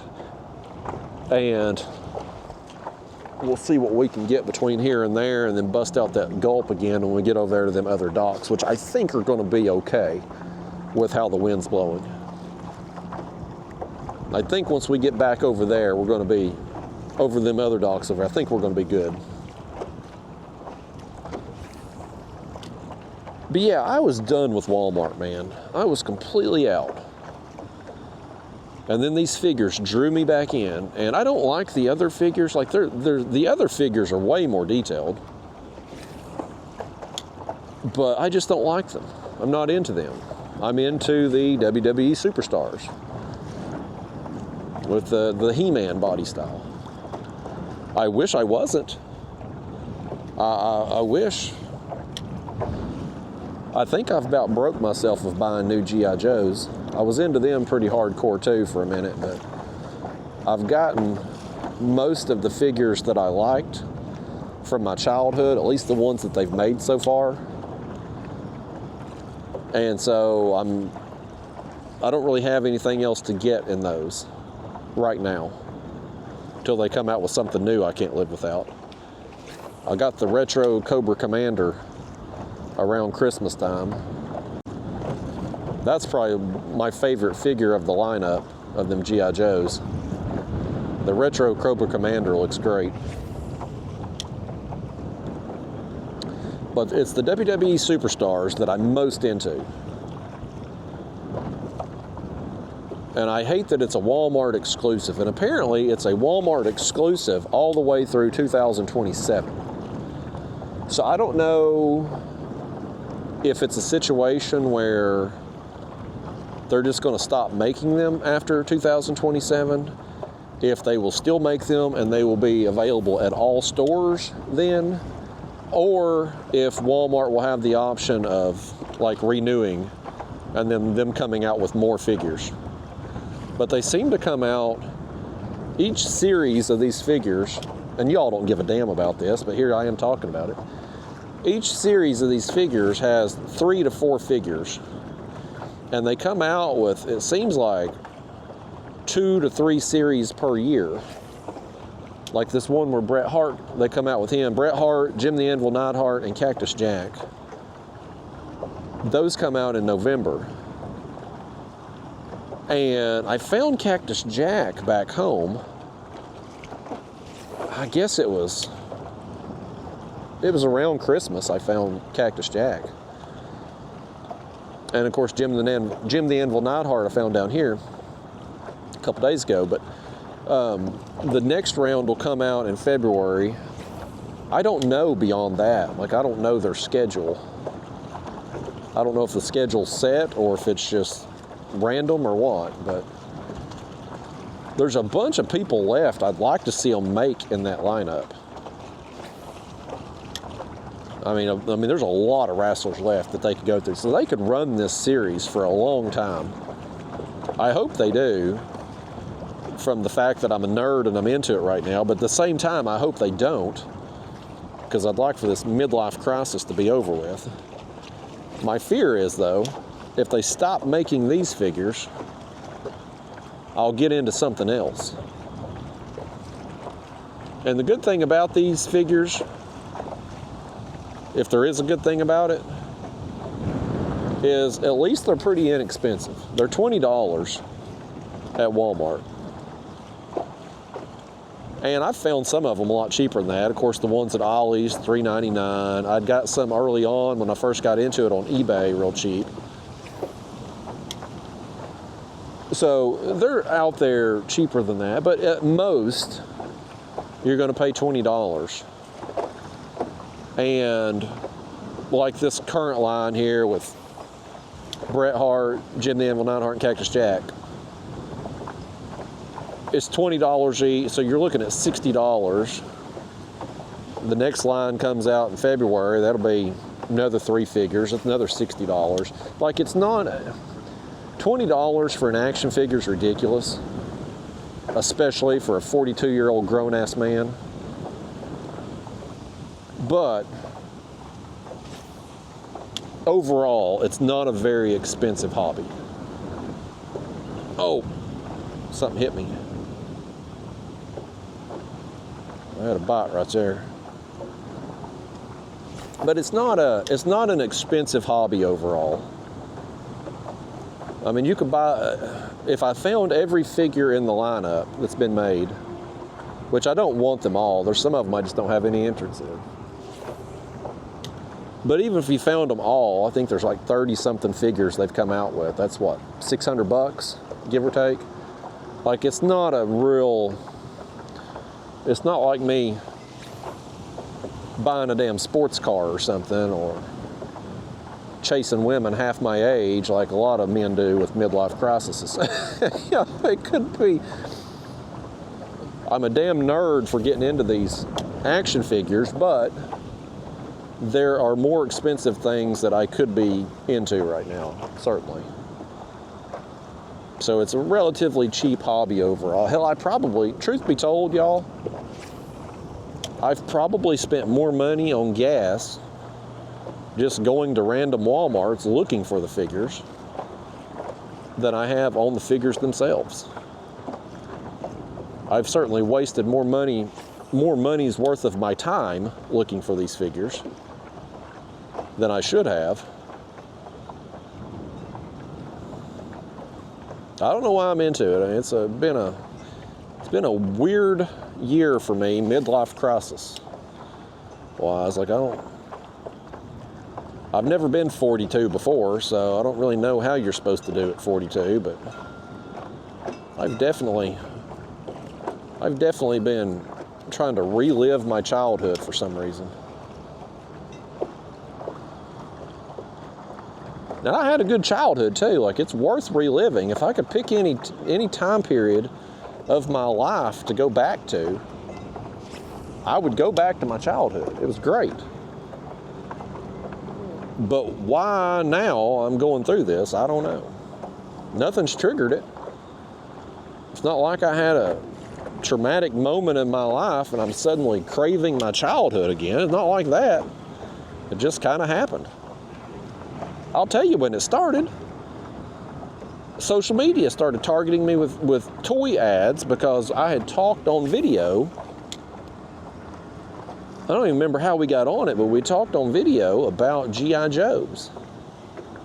And I looked up the first G.I. Joe I ever had, and then I thought, well, I'm going to get me a repair kit there on eBay and put some of my old G.I. Joes back together that the rubber O-ring had rotted out on. And of course, I'm busting them things out and setting them up and repairing them and stuff. And next thing you know, I'm back into toys again. Now, every time I open up social media, they're hitting me with Mattel ads, because Mattel makes the wrestling figures, or Hasbro ads, who makes the G.I. Joes. Every time I open it up, man, and the next thing that's coming out that I'm going to be a sucker for is the He-Man Thundercats. They're apparently coming out with a Masters of the Universe Thundercats edition. And I'm hoping they turn out stupid so I don't end up buying them too. But if they look good, I'm probably going to be all in on them. Because I had the Thundercats as a kid too. I'm going to throw this gulp up under this dock here if I can. I sure enough had the Thundercats. And right now they've got and here's something else that's weird about my midlife crisis. It's not across the board. Like Ninja Turtle, I had G.I. Joes and Ninja Turtles was my primary toys as a kid, right? I've been super into the G.I. Joes since my midlife crisis started. But the Ninja Turtles, I have no interest at all. And Ninja Turtles are popular right now. Like you go through the toy department, they've come out with Ninja Turtles again. I don't know why I haven't gotten, gosh dang it, another terrible cast. I don't know why I haven't gotten into the Ninja Turtles, but I haven't. Now, they've come out recently. I don't know how long, I've seen them recently, but I don't know how long they've been out. They've come out with Masters of the Universe Ninja Turtles. And I think those look pretty stupid. They've basically combined Ninja Turtles and He-Man, and I'm just not in. I can't get into it. I could get, like, if you were going to make Ninja Turtles with a He-Man body style, I get it. I wish they would do that with G.I. Joes. That would be awesome. I'd buy every daggone one. I could get that, but the way they're combining the two, Ninja Turtles and He-Man, I don't understand that. And I hope when they come out with this Thundercats version, the nerd in me hopes that they don't do with the Thundercats what they've done with the Ninja Turtles. Like, I hope they just take the actual Thundercats figures that I had as a kid and just make the 5.5-inch version with Thundercat body style. That's what I hope. There goes one of them damn jet skis. We've seen them in November riding full speed through these damn canals. Them people, I swear. If brains were shit, their septic tank's full. I don't understand people riding jet skis through a canal.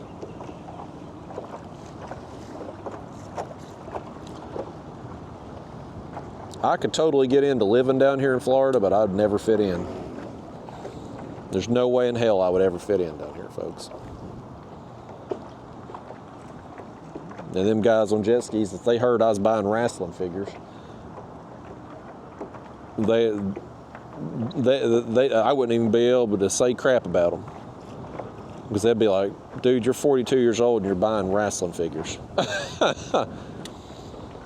Not only are you buying wrestling figures, but you're going to a store you hate to buy wrestling figures. It ain't just me though, folks. Like, it ain't, well, I mean, it might just be me buying them, but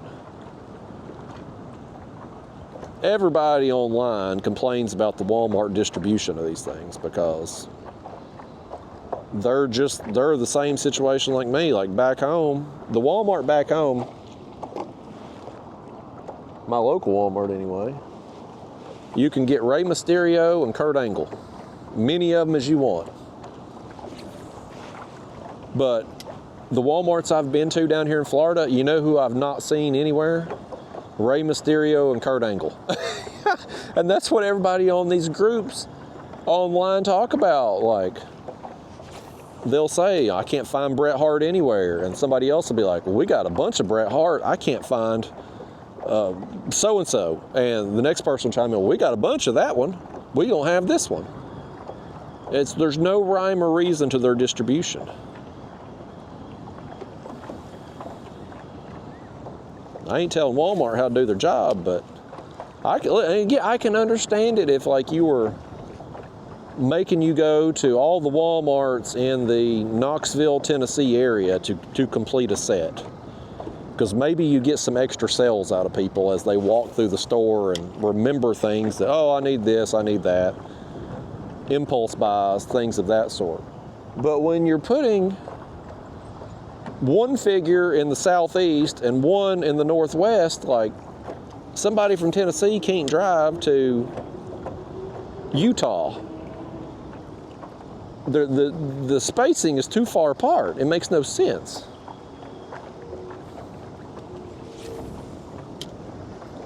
And some people say, and a couple of the Walmarts back home's like this too, that's got Red Pants Hulk Hogan, which again, how long have I been talking about this now? Y'all don't give a damn. But I'm going to finish up with it anyway. I think the Walmart inventory system's probably on a computer. Like when they sell a certain number of the figures they get, it triggers something in their warehouse to send a new box. And therefore, if you get stuck with a bunch of figures that nobody wants, like my local Walmart, nobody wants Kurt Angle or Rey Mysterio. I don't want those figures. Those are two that I'm not going to buy. I want the older wrestlers that I grew up with. But you get stuck with those, a bunch of them on the shelf, nobody's buying, or the Red Pants Hulk Hogan version, which apparently nobody wants, because that's the figure I've seen the most of out at stores. Like those things, nobody buys them. But if you get stuck with a bunch of those and there's just nobody's going to buy them, and therefore the inventory system's just not going to get triggered to send the next box. And if you're somebody that maybe lives in a geographic region that you don't have a lot of Walmarts available to you, which I don't know where the hell those places are. Walmart's everywhere. Well, I say that. I've been down the Florida Keys. There's no Walmart there. But you know what I mean. Like, most people have a bunch of Walmarts nearby. But if you happen to be in a situation where you don't have a bunch of Walmarts nearby, and your particular Walmart gets stuck with a bunch of figures that nobody wants, then you're just out of luck, man. Here was something funny, though, that I saw. Somebody had posted this in the group, and I thought it's unethical, but pretty daggum funny that Walmart fell for it. Somebody bought some Ric Flair figures at Ollie's for $3.99 and took them back to their local Walmart. And I guess they took them back and got a store credit or something, because somebody had taken a picture of some Ric Flairs at their Walmart, and you could still see part of the Ollie's sticker up in the corner where somebody had peeled it off. So I guess they just bought them at Ollie's and took them back to Walmart. I don't know how. I guess the barcode's all the same, but the Walmart price would have been $20.97 versus the Ollie's price. So they come out of there with a hell of a deal, even if they got store credit. So unethical to do that, but pretty funny that Walmart fell for it. That is something, though, you see in these groups and whatnot. Every hobby has its dramas. Just like us fishermen, we hate each other and stuff, and we got our own pettiness and drama with each other. It's the same thing in the toy world. And one of the things, though, that one of those things that people do in the toy world is they will go to the store and buy a figure for full price. Oh man, I threw into them weeds. Okay, there it comes. They'll buy a new figure that comes out full price. Then they will take an old figure that they apparently don't want, or it's less valuable or something, put it in the box of the figure they just bought and take it back to the store and return it. And then people will take pictures of these action figure boxes with the wrong figure in there, sitting on the shelf. It's like, I'm frugal. I'm all about saving a buck, but some of this stuff goes a little far. Y'all don't give a damn about no action figures, though. I don't know why I keep talking to you about it. I think maybe me talking to you through this camera about my midlife crisis maybe is a way of like therapy for me, helping me work through it. I'd like to catch some fish and work through it, but it's been pretty limited, although I think things are about to get better for us over here. Because over here on this side, if you notice the water, like we're out of the wind right now. We're going to be able to function over here.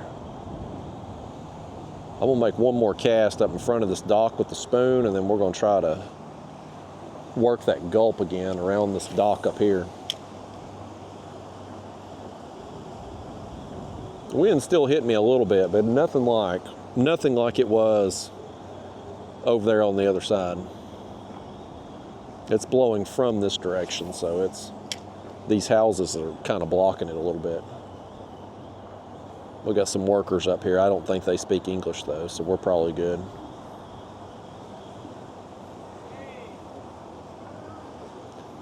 I'm definitely in the minority down here in Florida as far as not speaking any Espanol. You pretty much gotta speak Spanish down here if you want to communicate with people. I think all them people down there in the Keys area are bilingual. As you go to a restaurant or something, they can talk to you in English, and then the next table over, you'll hear them talking in Spanish. I just don't have, at this age of my life, I don't have a great desire to learn a new language. Because one, I don't want to talk to anybody anyway. I don't want to talk to them in English, let alone in another language. And two, it's just harder. It's harder as an adult. Kids can pick up on accents. Fish. Imagine that. We can actually let a jig sink down where we want to and we catch a fish. What is this? What is this? Oh, that's a bluegill. It's a bluegill. He's just different. In the water, it looked like he had some stripes on him. He does kind of have stripes. It's more pronounced in the water there. I wonder if that ain't one of them kind of hybrids, if such a thing exists, because he don't have all the purple on it like the other ones do. I tried tossing him out there. You seen that? He hit the rod holder. There he goes. But yeah, kids are able to pick up on other languages, the accents, and they're able to do it better than adults for some reason. Something about, once we turn into adults, something in our brain, it's harder for us to pick up on that kind of stuff. I just don't have a desire to at this stage. I just don't like talking to people at all. I don't want talking, especially don't want to talk in a different language. It would be nice to know what they're saying about me. Like when we go to the Asian spa, me and my girlfriend go in there and get her toes done, I'd like to know what them Asian women are saying. You get behind a group of Mexicans at the grocery store, I'd like to know, what are they talking about? Oh, fish. All right, we're on some right here. Another bluegill. Yeah. Now this one's got more pronounced stripes on him. You can kind of see them in the light a little. It's almost like I don't know if it's a lighting thing or if they kind of change colors a little bit. They get it seems darker. Now they're getting real light. Maybe it's just my eyes or the lighting or something. Well, he just splashed me in the face. Did he get you? No, y'all are kind of smeared, aren't you? I'm still kind of smeared. All right, good enough. I've seen y'all look worse. Let me get the water off my face now. All right, folks, we found us some bluegill right here. And we can actually fish right here with the wind, so they've turned that music up. I hope I don't get copyright dinged.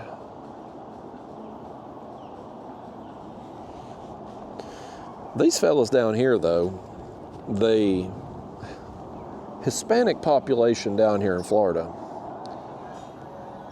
are very fortunate to have all the Hispanic women they have down here.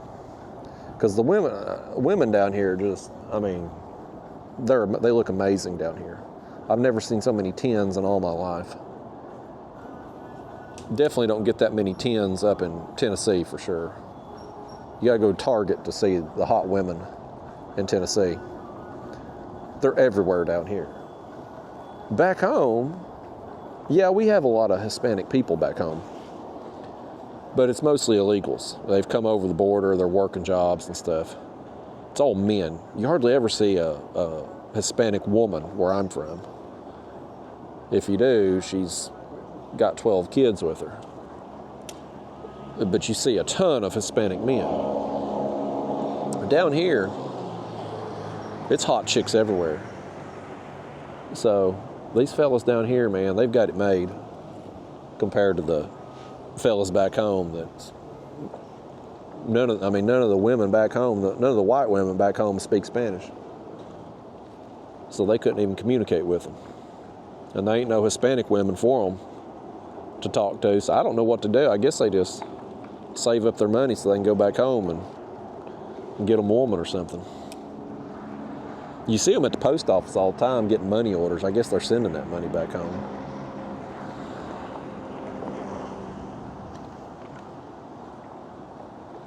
But down here, buddy, I guarantee you, if you went to school down here, if you was a kid, you'd probably have to. I bet you the classes are taught in multiple languages here. They'd have to teach them in English and Spanish. I'd about be willing to bet that a lot of the schools down here are primarily Spanish speaking. I want to fish this dock, but I'm worried that music's going to get me dinged.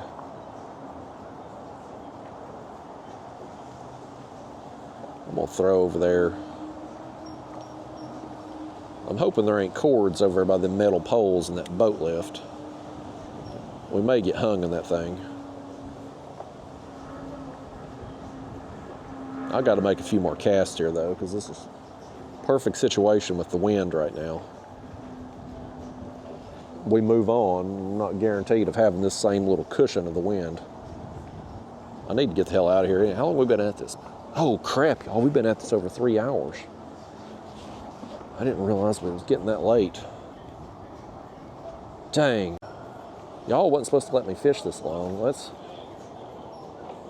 Make one more cast right here. Oh, hell, I threw over the dock. Now we're spinning into it. All right, let's swing out here and get this other end. Y'all have let me... Well, I said we might go till the battery dies, but I really need to get on the road, y'all. If I'm gonna make it home tonight, maybe stop at another Walmart and look for Bret Hart. We need to wrap this up soon. I'm gonna try to catch some more fish right here first. We're out here, let's make the most of it. It's gotta be. If there's something over there on the other side of this dock, there's gotta be something right here too. Sure enough. Oh, I lost him.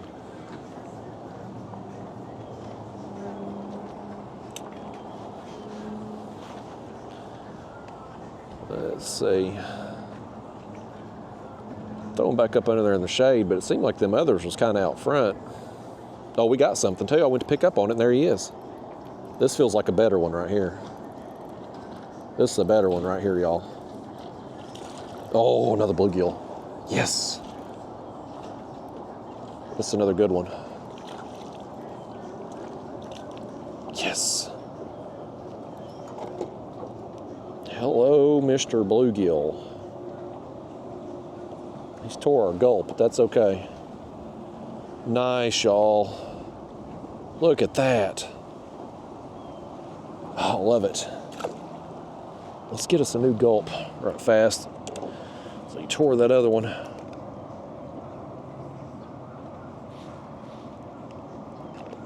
That's awesome, man. I love those bluegill. I can't believe we haven't caught any peacocks as much as we threw that spoon.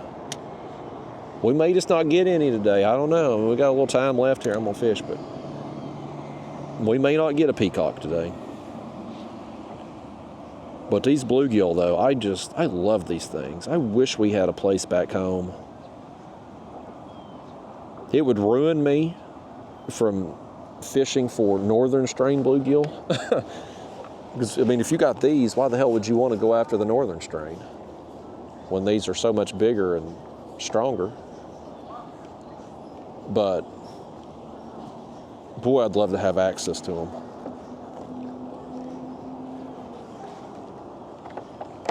Back us up a little bit. We'll find out if they're in front of this dock, because that cast there was kind of out front of it where it landed. I hope this music they're bumping back here ain't gonna ding me. That'd be some crap, wouldn't it? I'll lose yesterday's part of yesterday's footage because my microphone got soaking wet in the rainstorm, and then you lose today's footage because of the damn beboppers up here.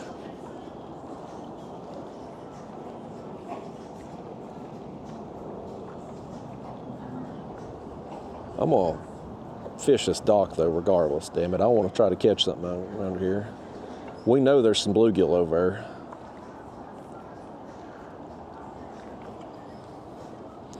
There's some of them YouTubers that have figured out ways to kind of get the surrounding music off of their videos. I don't know how to do it. My editing skills aren't that good. I tried to, one of the shark videos, I filmed with a DJI Action 5 camera because I'd been using it the day before with the fishing guide, Chase Masters there.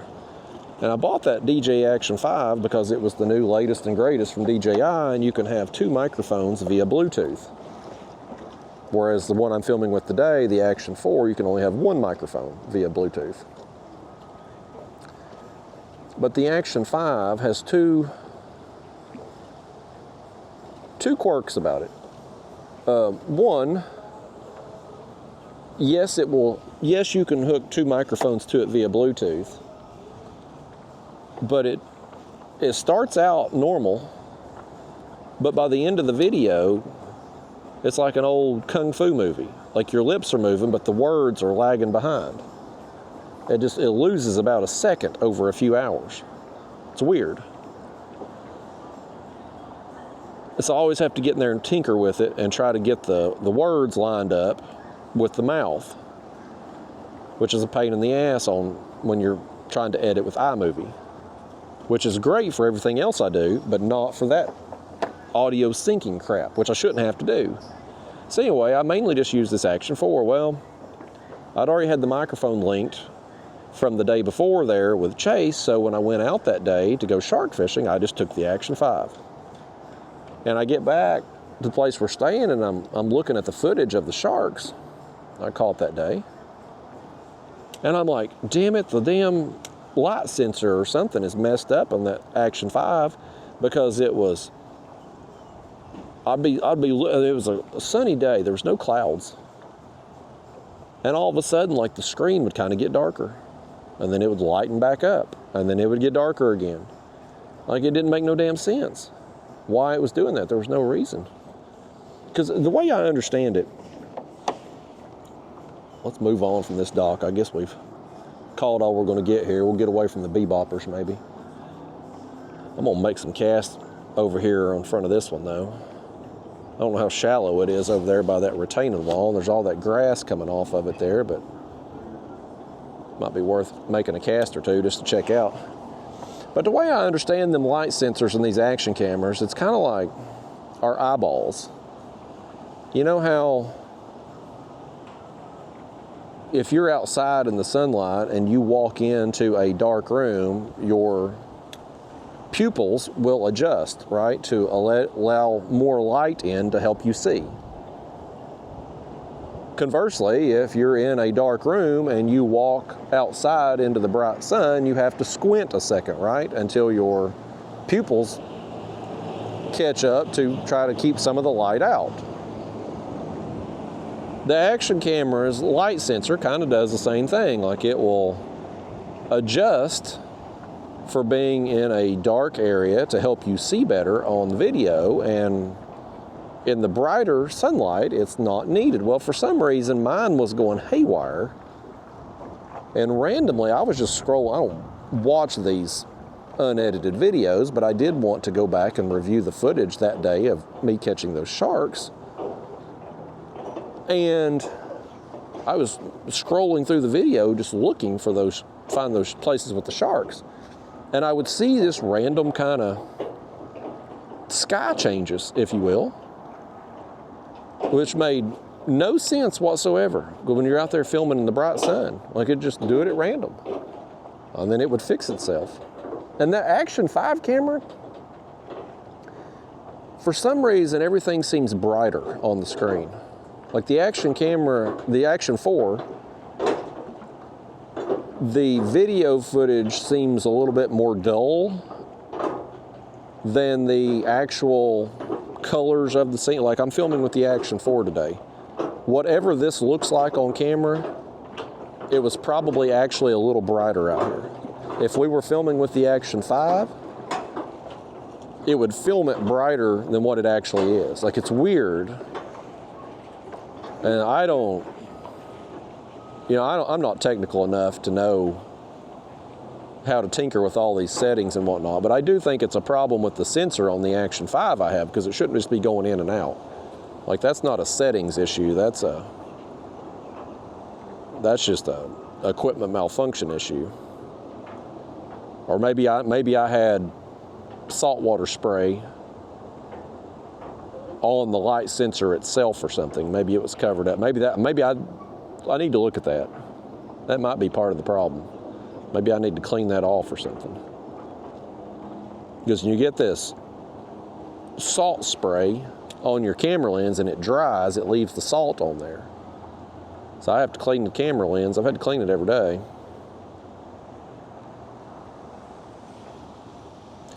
It's always something. One of these days, we'll be able to just film with our eyeballs. I'd mentioned something like that before, and some people have sent me links to the Meta glasses or whatever, the Ray-Bans that you can do live streams and view social media and stuff. Those probably have potential in the future, but they're not useful right now. There's nowhere to put an SD card. So, yeah, you can connect them via Bluetooth and look up social media, maybe do a live stream, But filming a video like we're doing out here today, you can't do that with the meta glasses at the present time because there's nowhere to store the footage. But the concept certainly seems sound for maybe being able to do it in the future. Which would be cool if I could film with my sunglasses and not have to have a camera in the chest. I'd certainly be less likely to lose it overboard. It would be a way to wear the camera on my head and it'd be comfortable. Because I've tried putting a camera on my head before, like a head strap mount, headband, whatever they call them. I've tried clipping it to my hat. I don't like it. It's too heavy. Is that a fish? Oh, it is. I thought I was picked up something there. I picked up something, all right, as a fish. All right, we got back on some, and there ain't no bebopping music over here. Even better. Oh, this is another good one. This is another thick one right here, folks. I'm telling you, man, look how fat these things are. Look how thick they are. They have got some power in it. Well, there goes that one. They're ornery things. They don't want to sit there and behave. And here comes the wind. The wind shifted directions and it's hitting us right now, right when we got back on some fish. Go back to blowing the way you was, wind. We were compensating for you just fine over here until you went and changed things on us. Dadgummit. It's over there again anyway. But yeah, I've tried putting the camera on my head before. I've tried it with the headband. I didn't really like it. It was too much weight. And trying to put it on my hat, it pulled the brim of my hat down, like it's too much. Gives me a headache after a little while, for some reason, having that much weight up there. And granted, these action cameras don't weigh very much, but it's enough.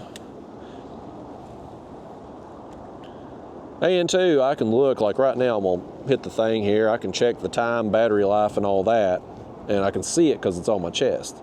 Whereas if it was on my head, I wouldn't be able to see it. It's like occasionally I'll glance down while we're fishing and I'll see the red light blinking. That lets me know it's running. If it was on my head, I wouldn't be able to see that. So, like there was one trip the other day, I was in a canal. I can't remember what day it was, but anyway, I was in a canal and the camera just randomly shut off. And thankfully I heard it ding, and I looked down and I saw the red light had stopped. And I'm like, oh, well, hell, it's quit running. And I was able to catch it. But if it was up on my head and maybe it didn't ding or I didn't hear it, I wouldn't be able to see that red light. Fish.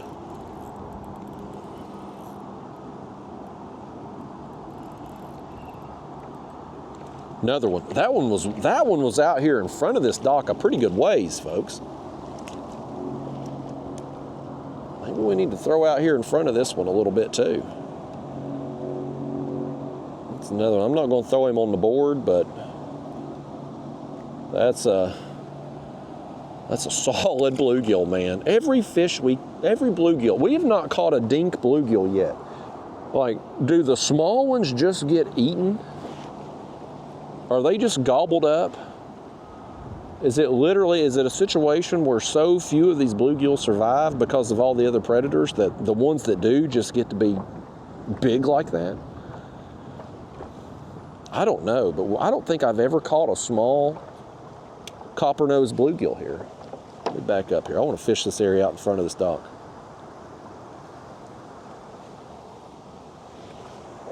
But yeah, you know, if I couldn't see this red light blinking and see my battery and all that, I think it would probably cost me some footage. So I think my setup's pretty sound, but if I could look through the sunglasses, and maybe there'd be like up in the corner of the glasses, I could see that the camera was rolling, battery life, you know, SD card space, all that stuff. That would be ideal. And we will probably get to that point at some time in the near future. But we're not there yet. Hell, at some point in the future, they'll probably be able to put in contact lenses, which I don't think I'll ever wear contacts. I clearly need to go to the eye doctor, but I refuse to.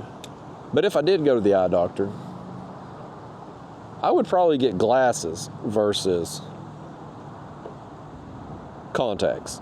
Because there's just something about, my girlfriend wears contacts, and I watch her touch her eyeballs to put them things in and out, and I don't want to touch my eyeball. It makes my eyes water just watching other people do it. Like, that was one of the things back when I was, in my past life here, when I was working as a nurse for a living, and somebody would come in to the ER with an eye injury. Oftentimes, like, you get a piece of metal in their eye or something like that. You have to wash their eyes out, flush their eyes. Like, watching me trying to flush somebody's eyes out, it was an ordeal, man, because their eyes would be watering, obviously, and me seeing their eyes water would make my eyes water. It was literally the blind lead the blind trying to wash their damn eyes out in there sometimes, folks.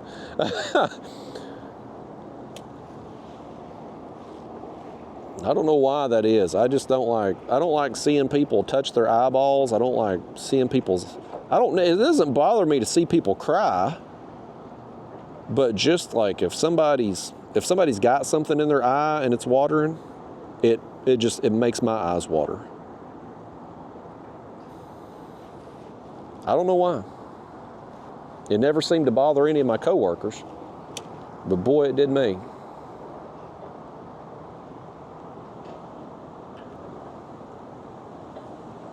I'd like to get a fish right there on that. That right there that we just cast, that's about as good a cast as I'm gonna make on any of these docks. People keep telling me I need to learn that dock or jig shooting technique or whatever, dock shooting, where you hold the jig and kind of fire it up under there. I do need to do that. I need to put some time into learning that. But for now, I'll just keep casting and blaming you all every time you hit the dock. That's easier than me learning a new technique like that. We've still ended up getting several bluegill today. I mean, all things considered, I didn't know what to expect being down here in January and all, but I'm glad we stopped. Yeah, it's cost me some time today as far as getting home, but oh, there's one. Oh, buddy.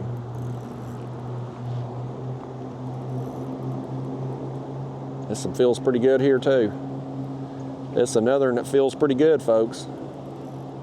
Oh, it is too.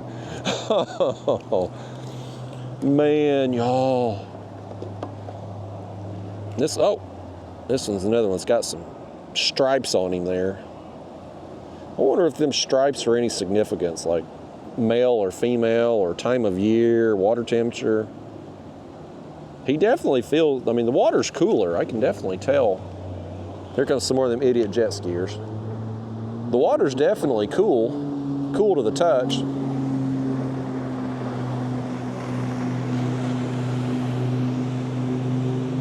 Jet ski, jet skiers are dumbasses to me anyway. But the ones that do it in the canals are special kind of stupid. Like, if you're out in the ocean or a big lake, I get it. Back here in these little canals, some of these canals through here ain't a stone's throw wide.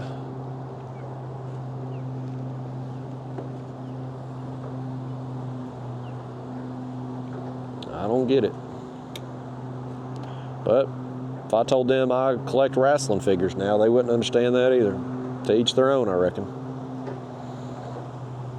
With me buying wrestling figures, I really can't talk about anybody ever again. I can't say nothing about anybody. Especially as cheap as I am.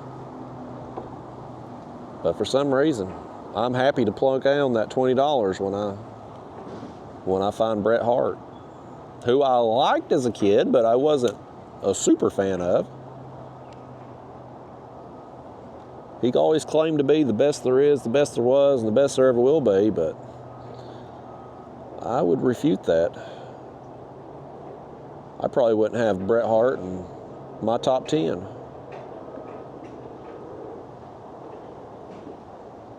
That would be an interesting list to make. As an adult, top 10 wrestlers of all time. Nature Boy would, we've talked about this, Nature Boy would for sure be number one. It would be pretty easy to rank my favorites, just who I liked. But as far as like the best, like if you sat down and made a list of the best wrestlers ever, then you had to take into account wrestling ability, promo skills, longevity, the matches they had. If you had to take everything into account, their whole careers, and rank them, I still think Nature Boy would be number one. Ric Flair, I mean, he had so many great matches. He could wrestle, he could talk.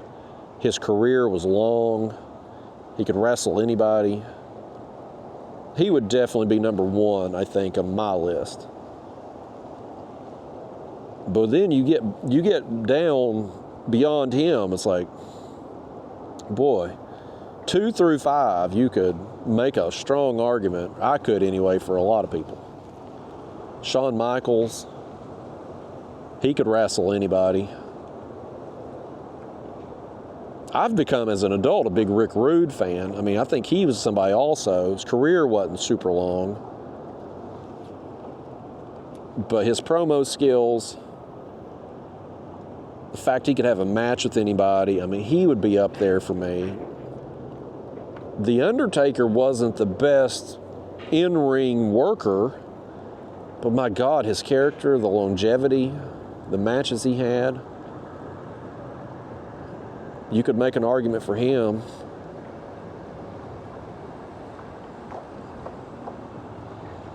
I don't know. That would be a tough, I'd have to sit down with pen to paper.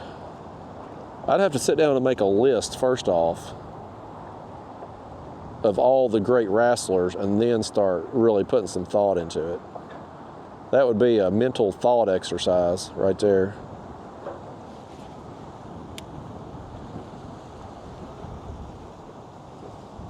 It'd probably be easier, of the wrestling figures that I have, to go through and rank them. They all them WWE Superstars figures look pretty good, though. I mean, to be a He-Man body style, they all look pretty authentic. The wind is hitting us again here, folks. Here comes the wind again.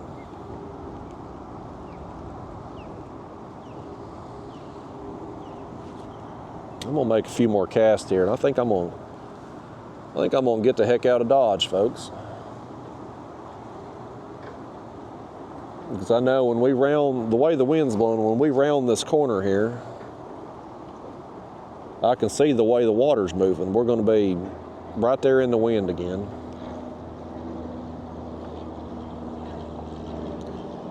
I wouldn't mind catching another fish or two. It'd be nice to go out with a bang. Definitely a better day today, though, than yesterday. Much nicer conditions. This kayak here, I don't have a, my Hobie Pro Angler, I set up my poor man's bimini top with the umbrella, and I made a mount for it and all that. This kayak, I'm not going to do that. And of course, yesterday too, with the wind like it was, if I had had an umbrella, that thing would have been like a sail. It would have just took off. I'd have been, well, hell, I was wrapped around that pole right there, folks. I kept thinking something was hitting me, and I was working that jig back against the pole.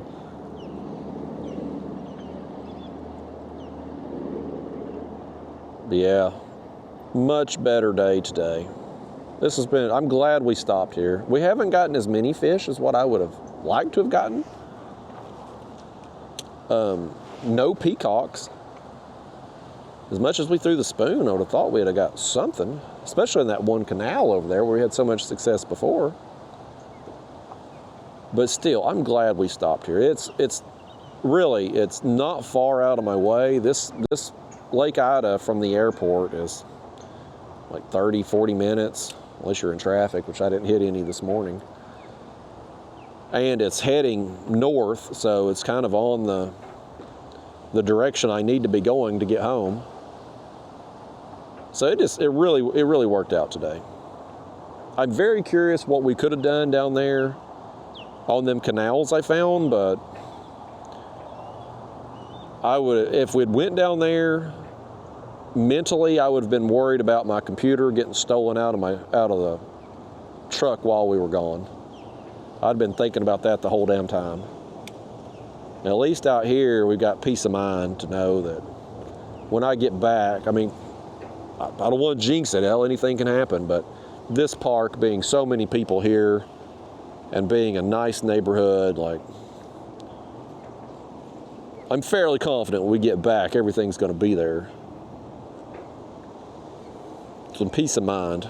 Peace of mind's valuable, folks. Sometimes when I give people a piece of my mind, they don't find it very valuable, but to have peace of mind is definitely valuable.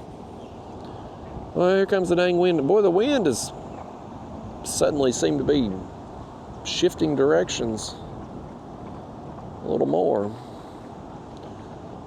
We may not get another fish after all. I'm gonna make 1 or 2 more casts here, folks. I'm gonna probably get on up out of here, I guess. Hopefully we can maybe get over here on this side of this dock and bust something. I may throw the spoon right here too. Make a couple more casts with the gulp here on this dock. Apparently around the dock, as I did with that one. And then I'm gonna throw the spoon right here on this retaining wall. See what's going on there, if anything. There's not a lot of weeds right there on this one. I guess they've been blown off.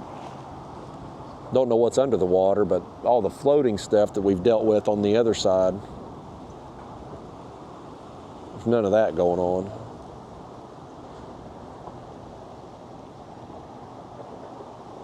I don't think we're gonna get another bluegill.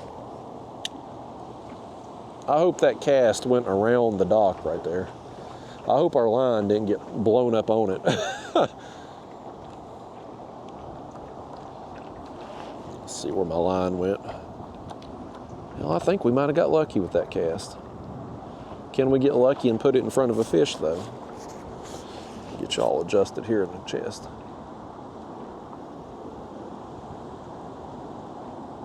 Nope. We did not. All right. Well, folks, let's put this up. I'm going to make 2 or 3 casts here with the spoon and try to just look into a peacock on this retaining wall. And then I think that's it. I think Florida is over. Been a hell of a time, man. 13 days in Florida. I'm very, very fortunate to get to do this. I didn't get as many videos this time as what I had hoped to. Last time I come down here was vacation. And I ended up filming more than what I had planned to. This time coming down here, I planned on filming every day, which I did. Every day I fished, I filmed, but just didn't. Between a couple bad days of fishing and a couple days where the wind really got me, it just didn't pan out for a lot of videos this time. But I hope you've enjoyed the Florida series. And I certainly hope I get to come back sooner than later. If these videos do well, hell, I may be back down here in February. You never can tell. You wouldn't have to twist my arm too far if these videos do well.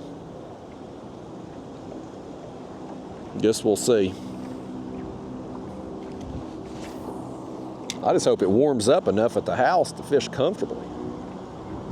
Give us some 50-degree days, man. Hey, here comes one of them damn tubers over here, folks. Look at this boat. Look at this idiot. I'm definitely getting out of here at the right time if they're going to come over here and do that crap. Got a damn inner tube they're going to pull behind that ski boat, wakeboard boat, whatever the hell it is. These people in Florida, man, they're some idiots. Love the state don't care much for Floridian people as a whole. There's some good individuals, but the population as a whole leaves a lot to be desired.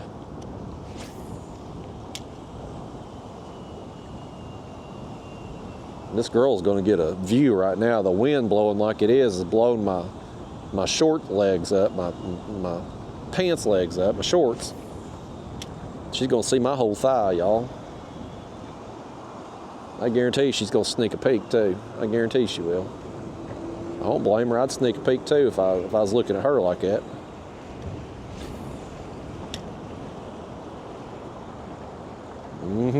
She smiled at me. Don't tell my girlfriend that girl just smiled at me.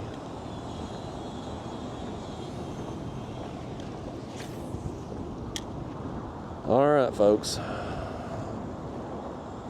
2 more casts.